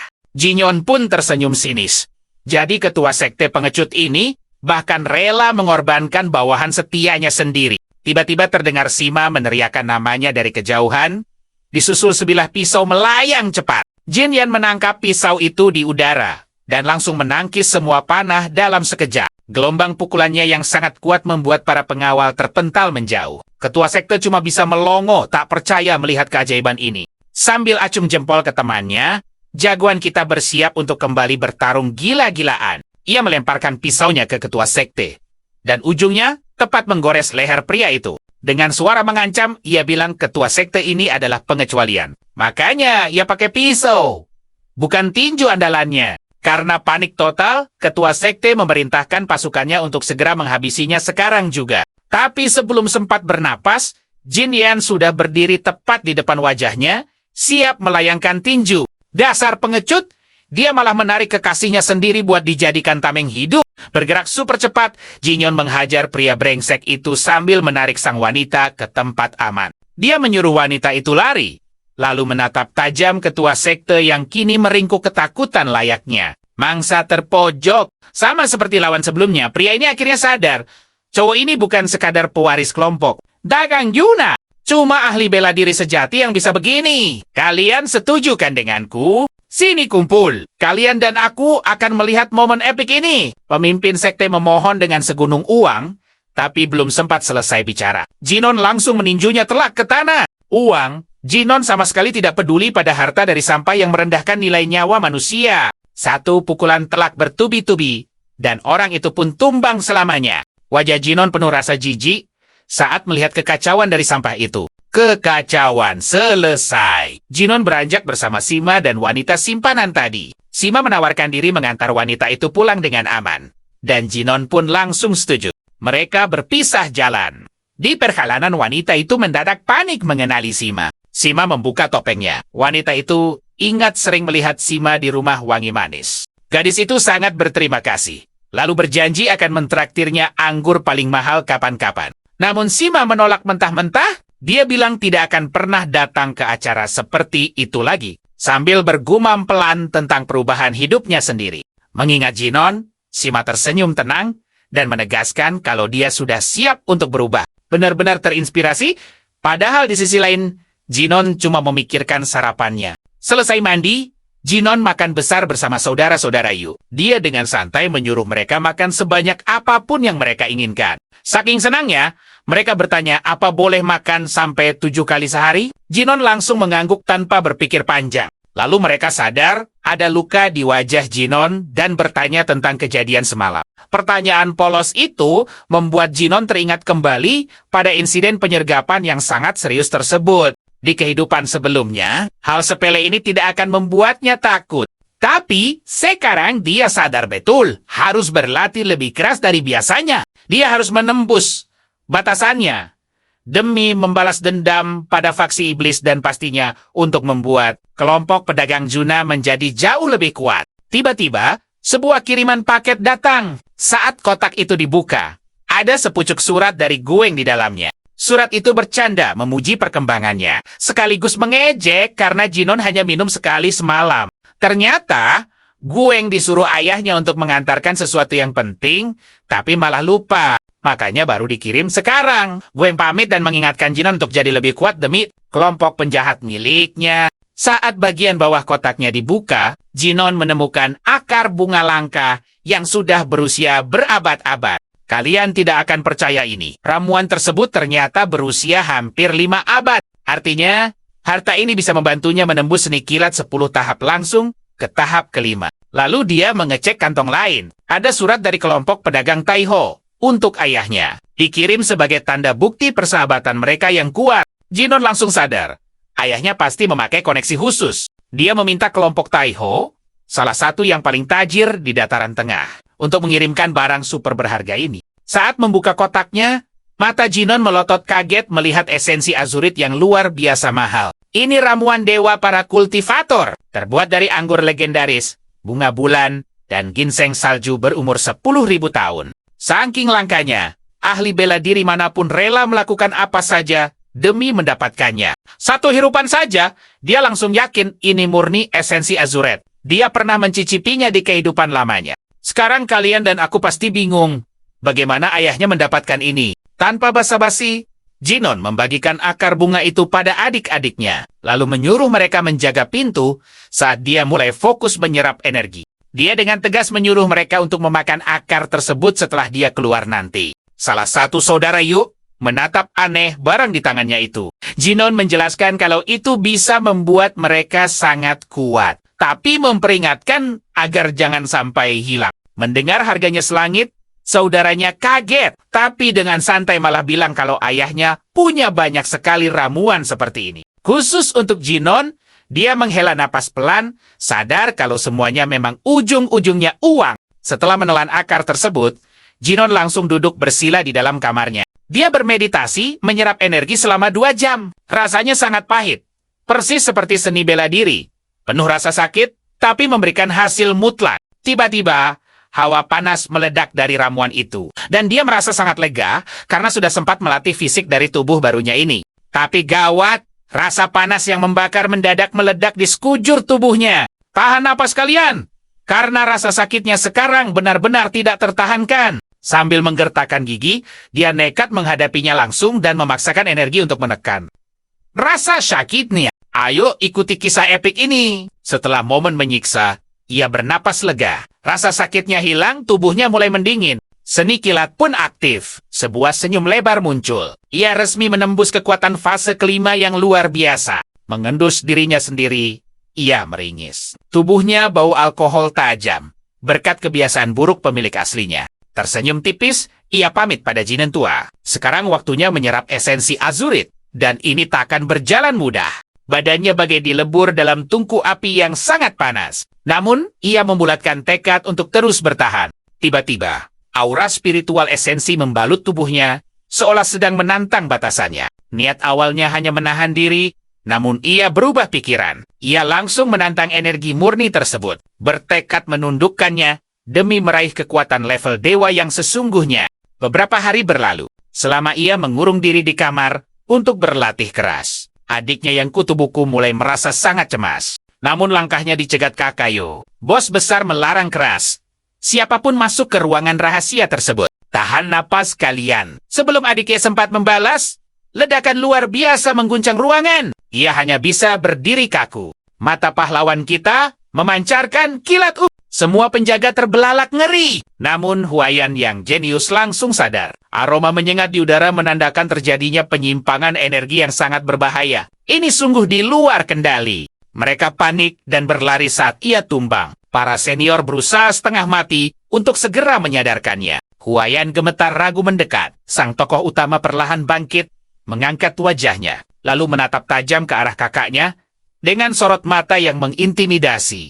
Wajahnya sangat menakutkan, bagai iblis yang sedang murka. Perlahan, ia melangkah maju. Kakaknya panik bertanya tujuannya. Dengan dingin ia menyuruh mereka mundur, bilang butuh udara segar, dan melarang keras siapapun berani membuntutinya. Huan ditinggalkan begitu saja dalam kebingungan total. Dalam sekejap, ia melesat kencang melompati atap gedung. Berusaha keras kabur sejauh mungkin dari rumah dan juga hiruk-pikuk kota. Efek esensi azurit itu terlalu gila. Energi murni yang meluap-luap hampir menguasai akal sehatnya. Fisiknya saat ini belum siap. Daya hancur esensi tersebut benar-benar melampaui batas toleransi tubuhnya. Demi keselamatan warga, pahlawan kita berlari menjauh. Ia tak ingin energi liarnya melukai orang tak bersalah. Setelah tiba di area antah berantah yang sunyi, ia berhenti. Namun, auranya masih saja meledak-ledak. Ingat, trauma masa lalunya? Kalian pasti paham. Kini ia memutuskan melepaskan semua tekanan energi gila itu. Boom! Energi meledak bak pilar cahaya raksasa, menyapu tanah, dan terlihat sangat jelas dari kejauhan. Rintik hujan mulai turun membasahi tubuhnya yang berdiri tegak. Ia tersenyum sangat puas. Berkat ledakan tadi, seni petir putih 10 tahapnya mendadak melesat tembus ke tahap 8. Sebuah pencapaian luar biasa. Tapi lucunya, saat kembali ke kota, bajunya compang-camping akibat auranya. Ditatap aneh oleh warga sekitar, ia buru-buru membeli baju baru. Saat menanyakan harga pada sang pemilik toko, pemiliknya menolak dibayar. Ia ternyata diakui sebagai pahlawan yang telah menumbangkan preman klan. Ouyang dan sekte dewa kecil membuat para penjahat lari ketakutan. Pria itu menunjuk anak-anaknya yang aman bermain, memberikan pakaian itu sebagai bentuk rasa terima kasih yang tulus. Bocah-bocah manis itu bahkan menyodorkan payung. Sambil tersenyum hangat, ia menerima kebaikan hati mereka. Menatap senyum damai penduduk kota, ia merenungkan ketulusan ucapan sang penjaga toko tadi. Selama ini ia tak pernah peduli efek pertarungannya. Namun melihat kedamaian dan tawa warga, ada perasaan hangat tak terduga yang mulai ia sukai. Sayangnya, momen damai itu hancur oleh teriakan melengking. Di depan sana, gerombolan orang terlihat asyik memburu Myung-ho. Temannya, si Bunglon, malah melempar senyum santai. Ia hanya menyindir musuhnya dengan santai. Di tempat lain, majelis kaisar sedang menggelar rapat penting. Pemimpin klan Dako membuka obrolan. Ia memuji habis-habisan Mu Yang Bin yang sukses mengumpulkan seluruh petinggi majelis kaisar di satu meja. Mu Yang Bin menanggapi pujian tersebut dengan sangat, "Aku tak, aku." Ia malah mengungkit tumbangnya Ouyang Hu di tangan tokoh utama kita kepada Patriark Ouyang. Patriark Ouyang merasa sangat malu mendengarnya. Makin memanas saat Mo Yang Bin menyindir Ouyang Hu sebagai ahli bela diri yang gampang ditaklukkan. Kelompok pedagang Yunha, kini para pemimpin klan terang-terangan menertawakan wajah malunya. Padahal, Ouyang Hu itu menyandang gelar ahli bela diri paling elit loh. Makanya, lucu sekali melihat jagoan seperti dia bisa keok hanya gara-gara anggota biasa kelompok pedagang. Sampai di sini dulu ya, sang patriark panik.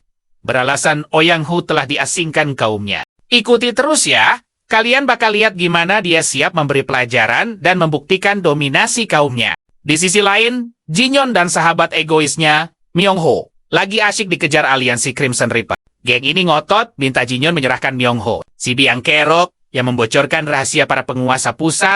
Myung-ho Geles beralasan kalau orang-orang itu sengaja mencuri buku-buku berharga buat bisnis lelang miliknya. Lalu dia memamerkan tangannya yang memar parah, sambil bercanda sarkas kalau rasa sakitnya bisa sampai terdengar. Melihat itu, Jinyon berbalik santai, menyuruh para preman dunia bawah ini kembali setelah tangan Myung-ho sembuh. Preman-preman langsung tertawa meremehkan, menganggap kewarasan Jinyon sudah hilang karena berbicara sangat santai kepadanya. Tapi saat Jinyon hanya terdiam tanpa ekspresi, mereka mulai sadar kalau dia bukan orang sembarangan. Auranya mendadak terasa sangat mencekam. Meski panik dan marah, preman-preman itu tetap nekat mau menyerangnya. Satu preman sok jagoan menghentikan teman-temannya, lalu maju. Sekarang perhatikan baik-baik. Preman ini berniat mengancam dan meremehkan Jinyon, tapi belum sempat menyelesaikan kalimatnya. Satu dorongan keras dari Jinyon sukses bikin dia terbang menabrak dinding di ujung sana. Semua preman melongo kaget melihatnya. Tanpa peduli tatapan horor mereka, Jinyon dengan santai menyuruh mereka pergi. Bilang waktunya dia makan. Kalau ditahan lebih lama, dia bisa mengamuk karena kelaparan. Jinyon menyuruh mereka datang lagi nanti. Dia dan Myung-ho bakal siap meladeni pertarungan mereka kapan saja. Akhirnya, geng Crimson Reaper paham situasinya dan buru-buru pamit mundur dulu. Sekarang Myung-ho malah ngelunjak. Berani minta ditraktir makan, khususnya mie. Dia sampai ngomel kalau terakhir kali dihajar Jinyon, dia nyaris tepar kelaparan, lalu berceramah soal pentingnya makanan pemulihan. Jinyon akhirnya membungkamnya, menyuruhnya langsung sebut mau makan apa tanpa perlu banyak basa-basi, omong kosong. Mereka pun mampir ke Jinpong. Myung-ho girang banget bisa makan puas. Tapi, dia menyadari kebiasaan makan temannya berubah drastis. Kini brutal seperti orang kelaparan selama berhari-hari. Sambil menasihati sedikit soal perubahan gila itu, dia memesan 4 mangkuk ekstra untuk teman-temannya. Obrolan beralih ke si kembar. Myung-ho bilang mereka baik-baik saja dan sering berlatih di tempatnya. Myung-ho juga ngomel soal nafsu makan si kembar yang bikin kantongnya jebol selama mereka menginap. Jinyon cuma tersenyum santai dan mengingatkan kalau Myung-ho itu kaya. Mantan temannya itu sewot balas dendam, menuduh Jinyon juga sama borosnya. Pernah penasaran hal yang sama kan? Myung-ho mendadak sangat tertarik dengan sumber ilmu bela diri Jinyon. Dengan santai, Myung-ho bilang kalau dia ingin meratakan geng Crimson Reaper. Dan ilmu itu sangat membantunya. Myung-ho juga membocorkan kalau bos geng itu punya ratusan kroco. Dimanapun pertarungannya, jumlah mereka pasti membludak. Walau kadang mereka kabur, mendengar tekad itu, Jinyon langsung menawarkan latihan privat yang antusias, disetujui Myung-ho. Dia berjanji akan patuh 100%. Apalagi Myung-ho punya julukan rubah berbisa. Jadi ini bukan hal main-main. Tapi kejutan terjadi. Jinyon mendadak menyuruh temannya yang serakah ini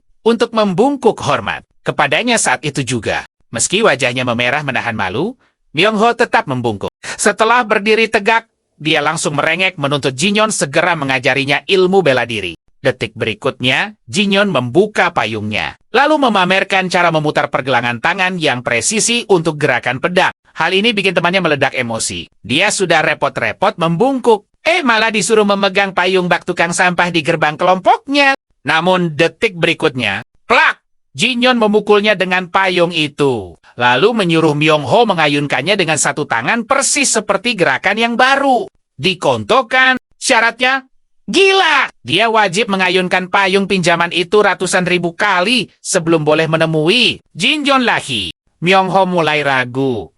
Ratusan ribu kali? Apa dia benar-benar sanggup mengulanginya sebanyak itu? Menyindir julukan rubahnya, Jinyon dengan dingin menyuruhnya menyerah belajar bela diri kalau mentalnya hanya sebatas tempe. Karena Myung-ho masih plin-plan, Jinyon memutuskan untuk memberi tamparan realitas super keras pada temannya itu. Dia mencengkeram kerah Myung-ho, mengingatkan dengan tajam kalau menghabisi lawan itu bukanlah sebuah permainan anak-anak. Latihan payung ini akan menguatkan lengannya agar sanggup melawan puluhan anggota Crimson Reaper. Cuman dengan pedang kayu?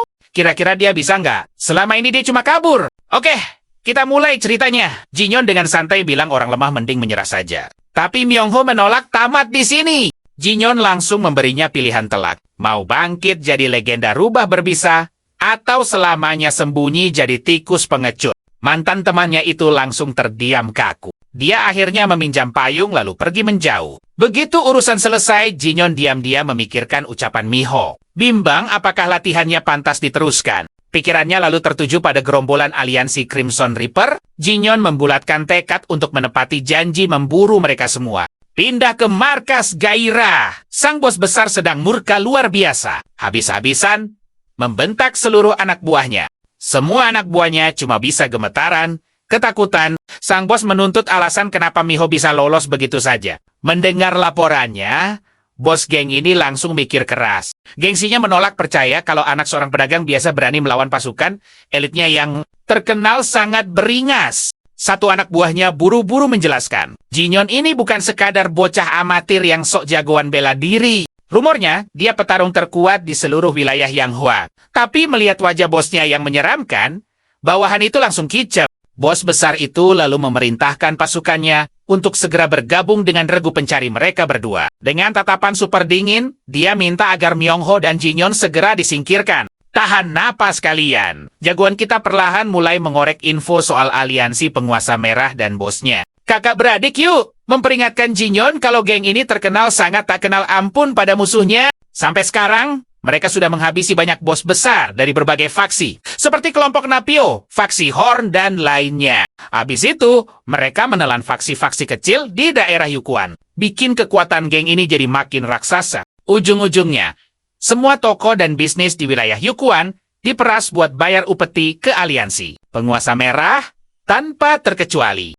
Myung-ho diingkar gara-gara masalah upeti ini. Jinyon lalu sadar kalau geng serakah itu sudah merebut paksa rumah lelang temannya. Anak-anak yuk langsung setuju. Yakin 100% kalau kelakuan licik ini emang kerjaan geng tersebut. Setelah merangkai kepingan infonya, jagoan kita sadar cuma ada satu jalan keluar. Dia harus mendatangi geng itu. Kalau dibiarkan, kelompok pedagangnya bakal terseret masalah besar. Kalau sampai identitas aslinya bocor ke publik, beralih ke distrik hiburan Yukuan. Sang nyonya besar lagi asyik ngasih arahan ke stafnya. Sampai tiba-tiba sebuah jeritan melengking pecah. Mereka buru-buru berlari mengecek gadis itu. Stafnya memberitahu kalau gadis malang itu baru saja bersama bos besar Crimson Reaper. Kepanikan bertambah. Mereka semua mulai cemas memikirkan satu gadis lagi yang masih terkurung bareng bos gila itu. Nyonya besar segera memerintahkan stafnya untuk mengurus si gadis. Sementara dia sendiri harus pergi menyambut tamu yang baru datang. Staf lain dilarang keras mengganggu si bos. Nah, coba tebak siapa tamunya. Nyonya Jam sekarang berhadapan langsung dengan jagoan kita. Sang nyonya mencoba merayunya. Tapi pemuda kita cuek bebek dan langsung menanyakan lokasi bos. Crimson Reaper! Jonghwa bingung dan nanya soal janji temu. Jinyon malah menebak tajam. Apa dia bakal nemuin si bos di lantai atas? Nyonya itu ragu dan penasaran, tapi akhirnya membenarkan kalau si bos memang ada di lantai atas. Tanpa basa-basi, dia naik ke atas sambil ngasih peringatan keras ke Jonghwa buat evakuasi semua orang sekarang juga. Ingat, ada gadis lain di dalam. Nyonya itu panik mencoba memperingatkan betapa bahayanya bos mereka. Tapi, pemuda kita benar-benar tak peduli dan terus melangkah maju. Sesampainya di koridor, para penjaga langsung berteriak kalau ini area terlarang. Tapi Jinyon sama sekali nggak peduli. Saat satu preman maju, Jinyon menghempaskannya. Penjaga Crimson Reaper lainnya langsung waspada menarik senjata mereka. Mereka membentak.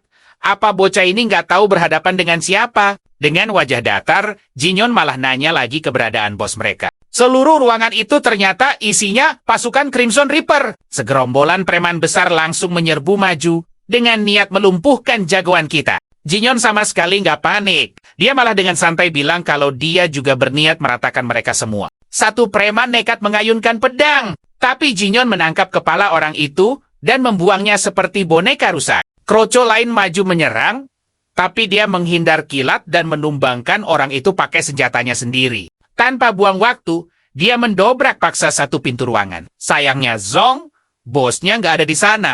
Dia mendengus pelan. Apa dia harus menghancurkan semua pintu di sini demi menemukan si bos?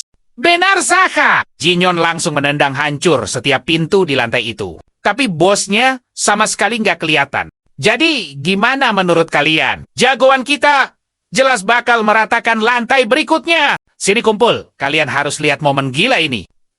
Di lantai 5 pintu kamar sang bos mendadak didobrak hancur. Bawahannya panik melapor. Ternyata pelakunya adalah putra dari kelompok pedagang yang selama ini sedang mereka buru habis-habisan. Sang bos rupanya sudah sadar ada keributan. Dengan santai dia ngeledek.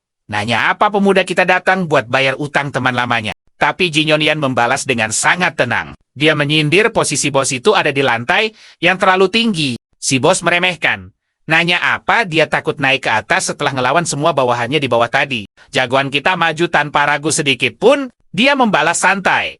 Kalau mengurus hal merepotkan begini, memang sudah jadi keahliannya. Saat akhirnya mereka berdua saling berhadapan langsung. Bos preman itu terlihat seperti raksasa. Menyadari perbedaan ukuran badan mereka yang jauh, si raksasa langsung tersenyum meremehkan. Dia sombong, bilang, hobinya merendahkan orang lain. Dari tampang tengilnya saja, Jinyon tahu orang ini cuma preman kelas rendahan. Sifatnya sangat buruk, sampai Jinyon tak ragu untuk menghajarnya. Jinyon justru suka target begini. Detik berikutnya, dia melihat seorang gadis di belakang si bos dalam kondisi sangat terluka parah. Bos itu melirik ke belakang, lalu tersenyum angkuh, beralasan kalau dia tidak bisa menahan kekuatannya sendiri. Jinyon benar-benar murka melihat manusia tanpa hati nurani yang mungkin tidak akan pernah bisa berubah ini. Dia menyuruh preman itu melepaskan si gadis, sambil otaknya merencanakan hukuman paling setimpal untuknya. Melihat tatapan tajam Jinyon, si bos malah bilang kalau siapapun yang datang menantangnya juga punya sorot mata mengancam seperti itu. Tapi ujung-ujungnya, mereka semua tetap kalah telak. Nah, perhatikan baik-baik bagian ini. Di luar sana, orang-orang lari panik ketakutan karena ada satu orang gila nekat menerobos markas. Ternyata orang nekat ini bukan bagian dari mereka, melainkan teman masa kecil si jagoan kita yang mengamuk pakai payung untuk mengusir semuanya. Dia sudah mengayunkan payungnya 274 kali. Tapi dia frustrasi, karena target 100.000 ayunannya belum selesai, lalu mengulang hitungannya. Tiba-tiba terdengar ledakan super keras di belakangnya. Saat menoleh, dia jadi kepikiran. Apa jangan-jangan ledakan gila itulah sahabatnya? Di dalam, Jinyon melepas tendangan brutal. Begitu kuatnya sampai bos itu terpental menembus tembok hancur dan terlempar keluar gedung. Preman raksasa itu kaget menatap pemuda kita yang langsung melompat menyusulnya. Lalu mendarat dengan sangat keren, tepat di depannya. Walaupun sudah terluka, sang Red Reaper langsung bangkit mengambil senjata anak buahnya. Dengan seluruh tenaga liarnya, dia melempar senjata itu ke arah Jinyon. Jinyon sigap melompat menghindar. Serangan kedua datang. Tapi kali ini, Jinyon dengan sangat tenang menangkap rantainya sementara. Gagangnya masih dipegang si bos. Kalian ngerasa ketegangannya juga kan? Red Reaper nih akhirnya sadar kekuatan pemuda kita ternyata benar-benar setara dengan levelnya sendiri. Dia langsung melepas senjatanya dan menerjang maju. Niatnya mau mengakhiri duel ini pakai serangan balasan mematikan. Dia sangat yakin Jinyon tidak bakal bisa menahan serangannya. Dari gerakan kakinya, jagoan kita langsung tahu kalau itu adalah jurus palu meteor dan tinju. Jinyon sadar lawannya ini pasti pernah dilatih master bela diri tradisional karena gerakannya sangat rapi. Tapi tebak, si bos masih saja meremehkannya. Jinyon itu petarung level dewa. Dengan santai dia menangkis semua serangan lawannya. Bam! Dalam sekejap, pukulan super telak mendarat di perut si raksasa, membuatnya menjerit kesakitan. Sambil memegang perutnya yang nyeri, bos preman itu akhirnya mengenali teknik Jinyon dan mulai pasang kuda-kuda serius. Semua ototnya mengembang penuh tenaga. Dia kembali menerjang maju untuk menghancurkan Jinyon. Tetap dingin tak tersentuh, Jinyon langsung mencekik leher lawannya dan membantingnya kuat ke tanah. Bos itu benar-benar bingung. Kenapa dia bisa dibuat tak berdaya begini padahal sudah mengeluarkan kekuatan maksimalnya. Kini giliran Jinyon mencengkeram wajahnya. Dia membalas ejekan tadi, mempertegas kalau si bos sekarang berurusan dengannya. Tiba-tiba aura berubah. Jinyon mengaktifkan tahap kedua seni petir putihnya sambil terus mencengkeram wajah musuhnya yang berteriak histeris. Auranya makin gila. Dia terus meningkatkan kekuatannya level demi level sampai tahap kelima. Pasukan Reaper Crimson cuma bisa merinding melihat bos mereka meronta-ronta sambil menjerit kesakitan. Mereka ragu mau bantu karena wajah mereka sudah pucat pasi. Ketakutan. Gila. Salah satu dari mereka bahkan mengenali teknik epik seni petir putih 10 tahap itu. Saat Jinyon selesai, semua bawahan itu syok berat melihat cuma sisa abu di tempat bos raksasa. Mereka berdiri. Sumpah, kalian pasti merinding lihat endingnya. Jinyon menatap dingin sisa preman itu, mempertanyakan siapa yang ngasih mereka hak menindas rakyat kecil. Keren banget kan? Lalu, ia langsung menantang mereka. Kalau mau so jago, hadapi dia duluan. Jinyon memperingatkan dengan santai bahwa nasib mereka bakal seburuk bosnya. Sini, temani aku nonton. Aliansi Pemungut Merah malah kelewat pede karena Jinyon cuma sendirian, mikir bisa menumbangkannya. Di sisi lain, Miho menatapnya takjub, bergumam kalau Pemungut Merah hancur. Mereka pasti terbebas dari siksaan bayar upeti. Orang di sebelahnya nyinyir. Jangan-jangan Jinyon yang bakal malak upeti. Tapi Myung-ho langsung ngegas membantah demi membela teman masa kecilnya. Dia tahu persis. Sahabatnya itu sudah super kaya dan gak butuh recehan semacam itu. Miho kembali asyik menghitung ayunan payungnya. Sampai-sampai ada pejalan kaki yang lewat menganggap kelakuannya sudah gila. Bersamaan dengan setiap ayunannya, ingatannya melayang ke momen saat Jinyon memancingnya. Apa dia mau terus jadi tikus pengecut? Atau rubah berbisa seperti klaimnya? Dia sadar betul. Setiap orang punya api semangat di hatinya untuk bertindak. Dan tugasnya sendiri untuk terus mengobarkan api itu. Miho paham, temannya itu punya ambisi jadi kuat sampai ke level yang gila. Nah, perhatikan baik-baik. Tiba-tiba dia berhenti menatap Jinyon yang sedang menghajar preman. Crimson Reaper. Lalu mantap mendeklarasikan dirinya rubah berbisa. Begitu urusannya dengan aliansi Crimson Reaper kelar, Jinyon bahkan belum membersihkan noda aneh di bajunya saat kakak kutu bukunya yang super panik mendadak muncul di pintu. Ngelesnya sih habis minum-minum santai. Kakak tengahnya datang, mau minta saran. Tapi si kakak tertua keburu panik, menuntut penjelasan soal noda merah itu. MC kita ini santai menenangkan sang kakak, menegaskan kalau cairan itu jelas bukan miliknya. Seperti tebakan sang kakak, lalu Hoon akhirnya to the point. Menjelaskan alasan kedatangannya kemari. Karena berniat ngirim hadiah ke kelompok pedagang. Sebagai tanda terima kasih atas suplai ramuan dewa yang super berharga. Pertama-tama, dia berencana mengirim bingkisan buat kelompok pedagang Taiho. Tapi mau tahu dulu seberapa gila nilai obat yang dikirim. Saat itu, Jinyon langsung teringat bahwa kelompok itulah yang telah mengirimkan esen azurit. Lalu santai menjawab kalau nilainya terlampau luar biasa. Sampai-sampai, dia sendiri nggak sanggup menakarnya. Kakaknya auto pusing. Nggak habis pikir. Hadiah macam apa yang pas buat menebus barang semahal itu? Tapi Jinyon merasa membalas pakai uang atau barang itu ide yang kuno. Kalian pasti ikutan kaget. Dia malah santai mengusulkan pembentukan sebuah aliansi pedagang. Dia lantas menjelaskan, di luar nama raksasa macam Taiho, ada kelompok kecil seperti lembaga pengawal barat yang sering apes tanpa pelindung resmi. Nah, aliansi ini bakal jadi jalan ninja paling pas buat balas budi, yaitu memberikan tameng perlindungan. Bon sempat ragu dan merasa ini proyek kelewat raksasa. Tapi Jinyon memintanya untuk mulai melangkah dari skala kecil. Untuk sekarang, cukup gandeng kelompok pedagang Taiho dan pengawal barat dulu sebagai wujud nyata dari aksi balas budi. Sang kakak kutu buku yang otaknya langsung muter, buru-buru menanyakan soal aturan dan biaya keanggotaannya. Jinyon bilang gratiskan saja dulu dan bikin aturannya anti ribet. Penasaran? Kakaknya pun bertanya, apa sebenarnya tujuan utama aliansi itu? Saat itu Huga, Jinyon teringat permohonan pelindung dari perwakilan pengamanan setelah dia sukses menyapu bersih 2 geng preman kota. Jadi, dia mantap mendeklarasikan bahwa misi mereka adalah melindungi keselamatan para pedagang. Lebih epik lagi, dia mau membangun jaringan komunikasi super cepat biar mereka bisa langsung memanggilnya saat kondisi darurat. Kakaknya langsung kritis. Bagaimana kalau ada bencana yang bahkan raksasa seperti kelompok pedagang? Taiho nggak sanggup atasi? Contoh ekstremnya, kalau elit dari dunia gelap Jiang Niu nekat mengacau, apa kartu as yang bakal dikeluarkannya? Dengan tatapan tajam, dia menegaskan bakal turun tangan sendiri membereskan mereka. Hal yang tentu bikin kakaknya merinding ragu. Tapi tenang, Jinyon beralasan karena para pedagang sudah memberinya obat peningkat level yang gila. Ini adalah harga bayaran yang setimpal. Lalu, muncullah perdebatan soal nama aliansinya. Won antusias menyarankan nama aliansi pedagang agung. Tapi Jinyon menolak mentah-mentah. Ogah disamakan dengan aliansi pemumut merah.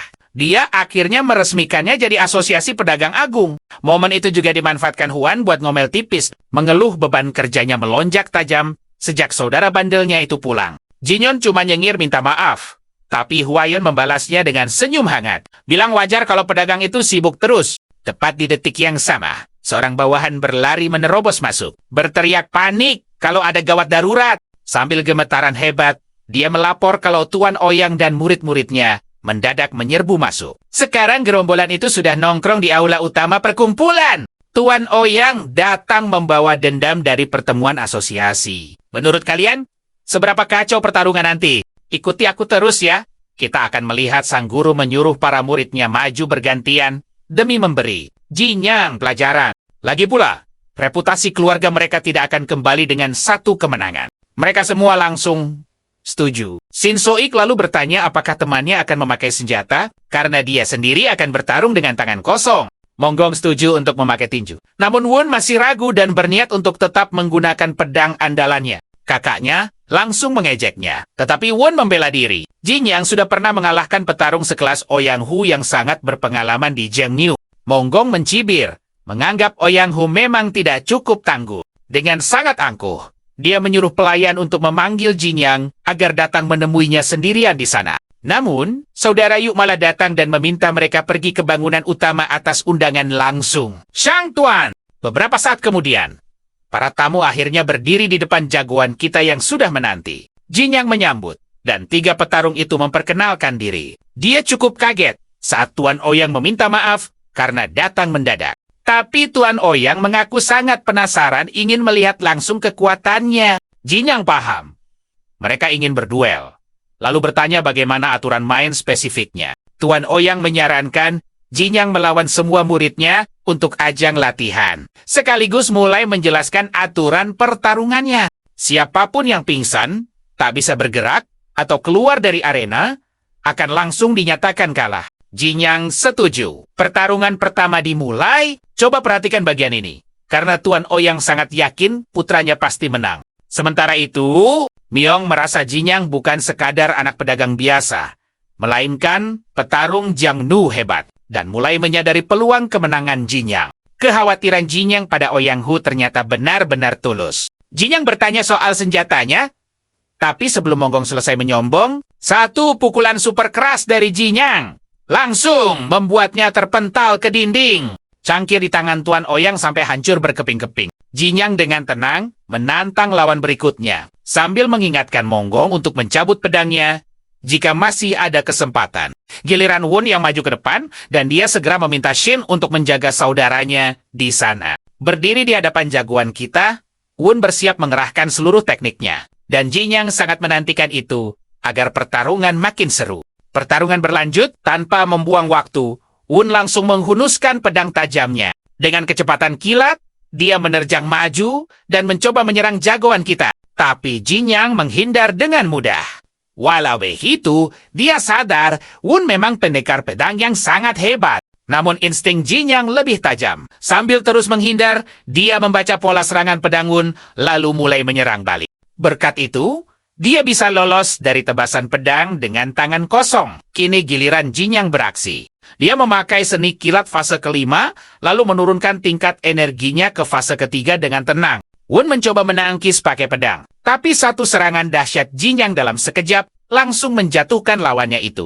Shin Terkehut, kau dan aku pasti setuju dengan Mayong. Mereka harus berhenti, karena kalah bertiga itu sungguh memalukan. Tapi Shin menolak mundur. Dia sangat penasaran ingin melawan petarung tangan kosong. Karena dia sendiri ahli teknik pukulan telapak tangan, dia pun meminta pertarungan persahabatan melawan jagoan kita. Melihat kuda-kuda Shin, Jinyang jadi makin antusias melawan seseorang yang punya kemampuan bela diri asli. Saat itu Huga pertarungan dua ahli bela diri pecah. Duel memanas cukup lama, Shin terus menyerang sementara Jinyang santai menghindar. Shin mulai kesal karena Jinyang cuma bertahan. Dengan tekad bulat, dia mengeluarkan jurus pamungkas untuk melihat bagaimana Jinyang menangkisnya. Jurus pusaran angin penghancur dilepaskan. Tornado kecil menerjang Jinyang. Tapi dia malah menyeringai lebar melihat serangan super epik itu. Namun, dia menyindir kalau ukuran serangannya terlalu berlebihan. Jinyang menangkap kaki Shin, membuatnya menjerit kesakitan. Lalu membantingnya keras ke tanah sambil memuji kalau itu duel yang sangat bagus. Mayong kesal setengah mati. Karena kalah telak seperti ini sungguh tidak ada untungnya. Jinyang bingung melihat Tuan Ouyang yang menahan marah. Sementara itu, Tuan Ouyang gemetar menyadari kalau usahanya membawa murid untuk menguji Jinyang. Ternyata malah menjadi bumerang. Jadi apa kesimpulan kita hari ini? Harga diri klan penguasa hancur berantakan. Dan mereka resmi menjadi bahan tertawaan karena kekalahan memalukan ini. Sini kumpul!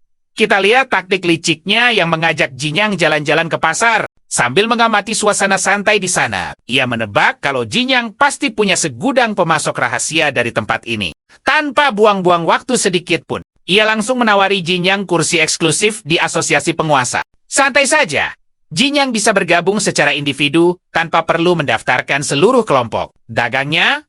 Dan tebak, bisnisnya bakal tetap aman terlindungi 100%. Jinyang jelas kaget banget. Ia tahu persis, perkumpulan elit itu isinya nama-nama klan super besar. Tapi tunggu dulu. Ia mengingatkan, kalau asosiasi penguasa itu dibentuk oleh klan-klan pemberontak yang nekat meninggalkan aliansi Murim yang legendaris. Tuan Ouyang mengangguk santai, beralasan kalau mereka cuma sekadar rival kocak yang masih bersama. Otak cerdas Jinyang langsung berputar. Mengingat klan Ouyang baru saja bergabung demi menyelamatkan muka dan reputasi mereka yang hancur setelah kalah telak. Tuan Ouyang dengan entengnya membenarkan. Kecurigaan itu mengakui anak buahnya sedang iseng menyebar rumor aneh soal Jinyang yang bikin reputasi klan merosot tajam. Ya, padahal aslinya ia sama sekali tidak punya dendam pribadi. Makanya, ia sangat berharap Jinyang mau bergabung ke asosiasi penguasa demi menyelamatkan gengsi klan. Ia yakin banget ini peluang emas buat pamer ke asosiasi kalau pemuda sehebat Jinyang ada di bawah. Kendalinja, Jinyang menantang balik. Apa jadinya kalau ia berani menolak? Ouyang berkilas santai bahwa Jinyang sama sekali tidak rugi. Dan sebagai anak pedagang cerdas, ia pasti paham untungnya. Dengan gaya keren, Jinyang membalas kalau ia ogah ikut campur urusan bela diri receh. Lagian dompetnya sudah super tebal.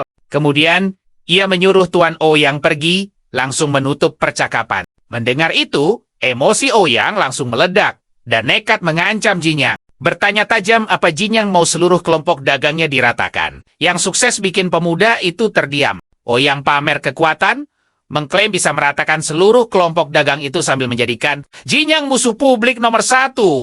Meski keselamatannya dijamin, ia meremehkan apa Jinyang merasa cukup tangguh buat meruntuhkan klan sendirian. Apalagi berani menantang asosiasi penguasa yang super kuat. Nah, perhatikan baik-baik kejutan ini. Jinyang langsung mendaratkan pukulan epik, memperingatkan bahwa ia akan menghabisinya duluan. Baru setelah itu meratakan seluruh klannya tanpa sisa. Ia bahkan berjanji bakal melimpahkan semua kesalahannya kepada putra tertua Ouyang. Memberi peringatan tajam agar Ouyang jangan berani mengujinya. Tuan Ouyang bukannya ciut, malah berani menyebut ancaman itu super licik, lalu menuduh Jinyang sebagai anak muda yang tidak tahu malu dan hilang kendali. Detik itu juga, ia mengeluarkan jurus andalan racun kodok, teknik rahasia klan Ouyang yang khusus diciptakan buat menumbangkan para pemimpin klan besar. Ia sangat pede. Sekuat apapun Jinyang, pemuda itu mustahil sanggup menahan serangan dahsyat ini.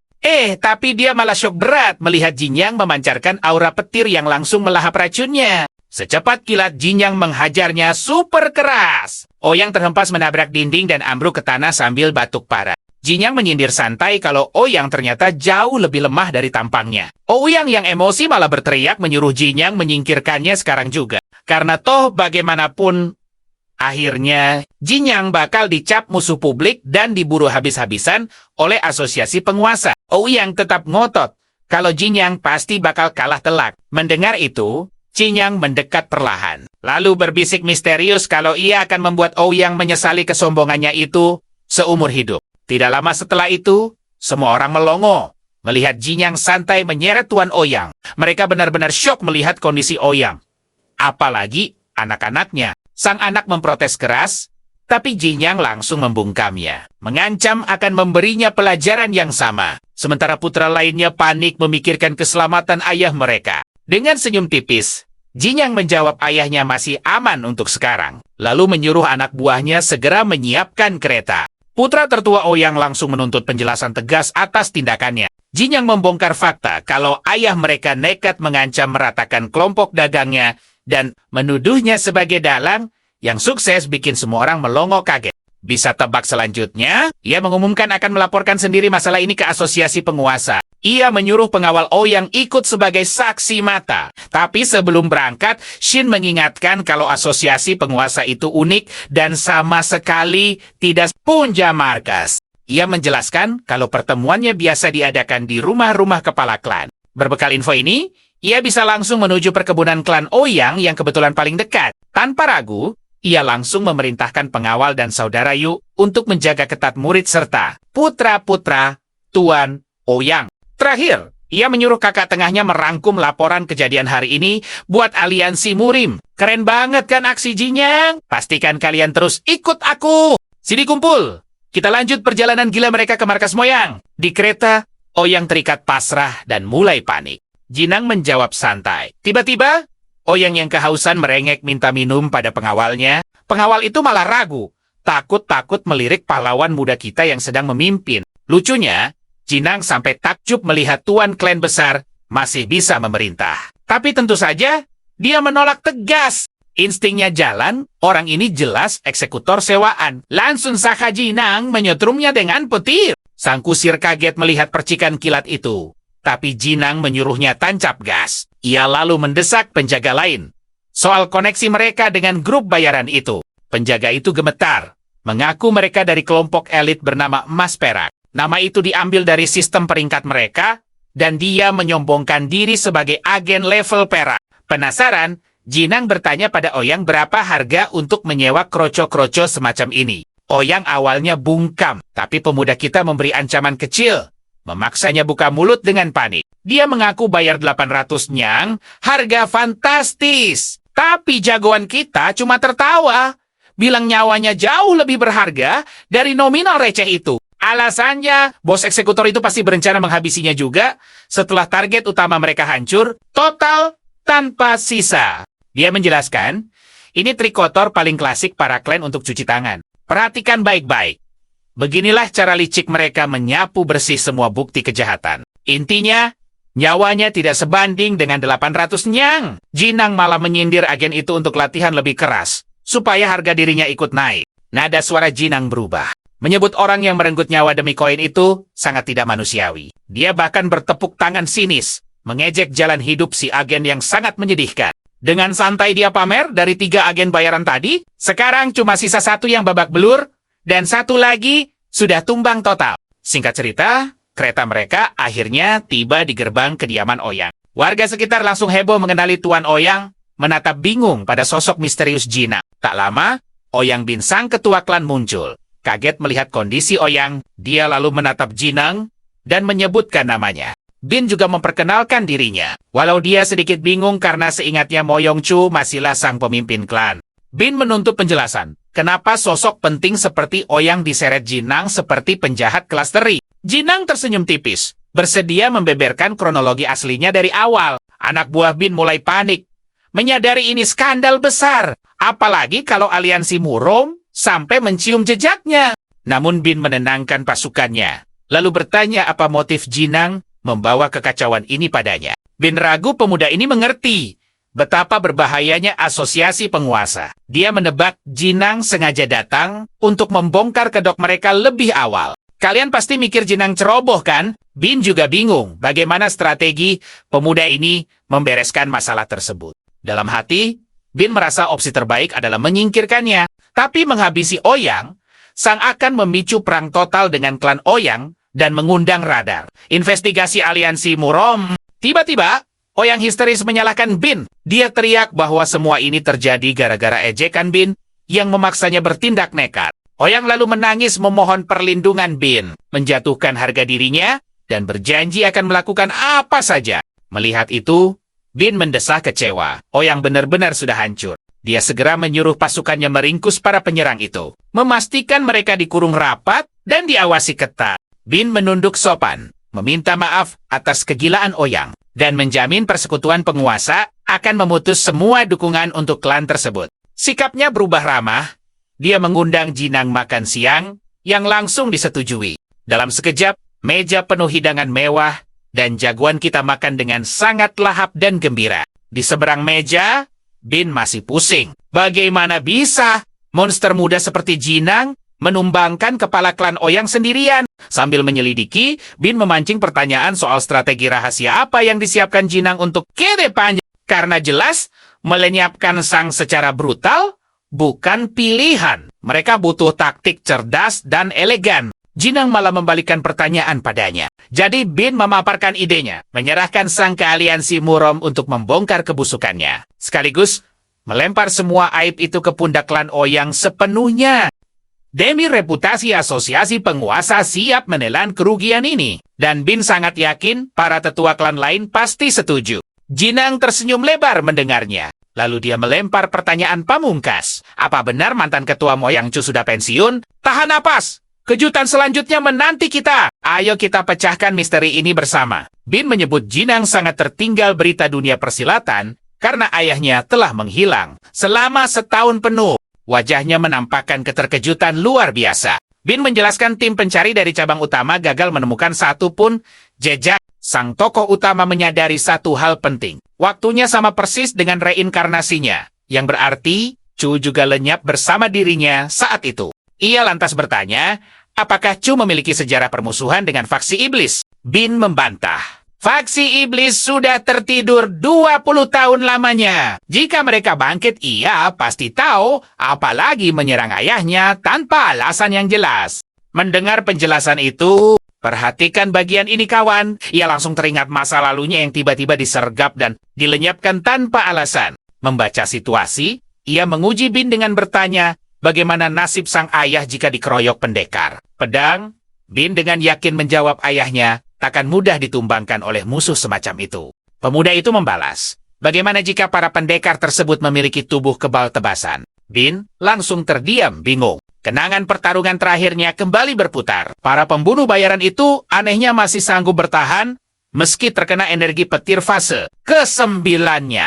Secara logika, tidak ada manusia biasa yang mampu menahan hantaman energi petir sekuat itu dengan kondisi fisiknya yang sekarang. Kalian sepemikiran denganku, bukan? Mustahil mereka bisa menahan kekuatan sebesar itu. Ia menyimpulkan satu hal. Mereka pasti memiliki semacam tubuh kebal atau sejenisnya. Jika pria dengan kekuatan monster itu ditambah ahli sihir pengendali tubuh ikut bergabung, ia sadar hanya sosok di atas batas kewajaran manusia yang sanggup melawan kekuatan mengerikan itu. Oleh karena itu, ia yakin Bin takkan mampu menggali informasi tentang ayahnya maupun kelompok iblis. Tapi tetap saja, motif asli kerahasiaan mereka masih sangat misterius. Sementara itu, di sudut terpencil, seorang wanita bergelar iblis surgawi memberitahu pria yang dijuluki iblis pedang bahwa mereka akhirnya menemukan sang raja pedang. Nah, bersiaplah kawan, sang iblis pedang langsung memerintahkan pasukannya untuk memburu sang raja pedang.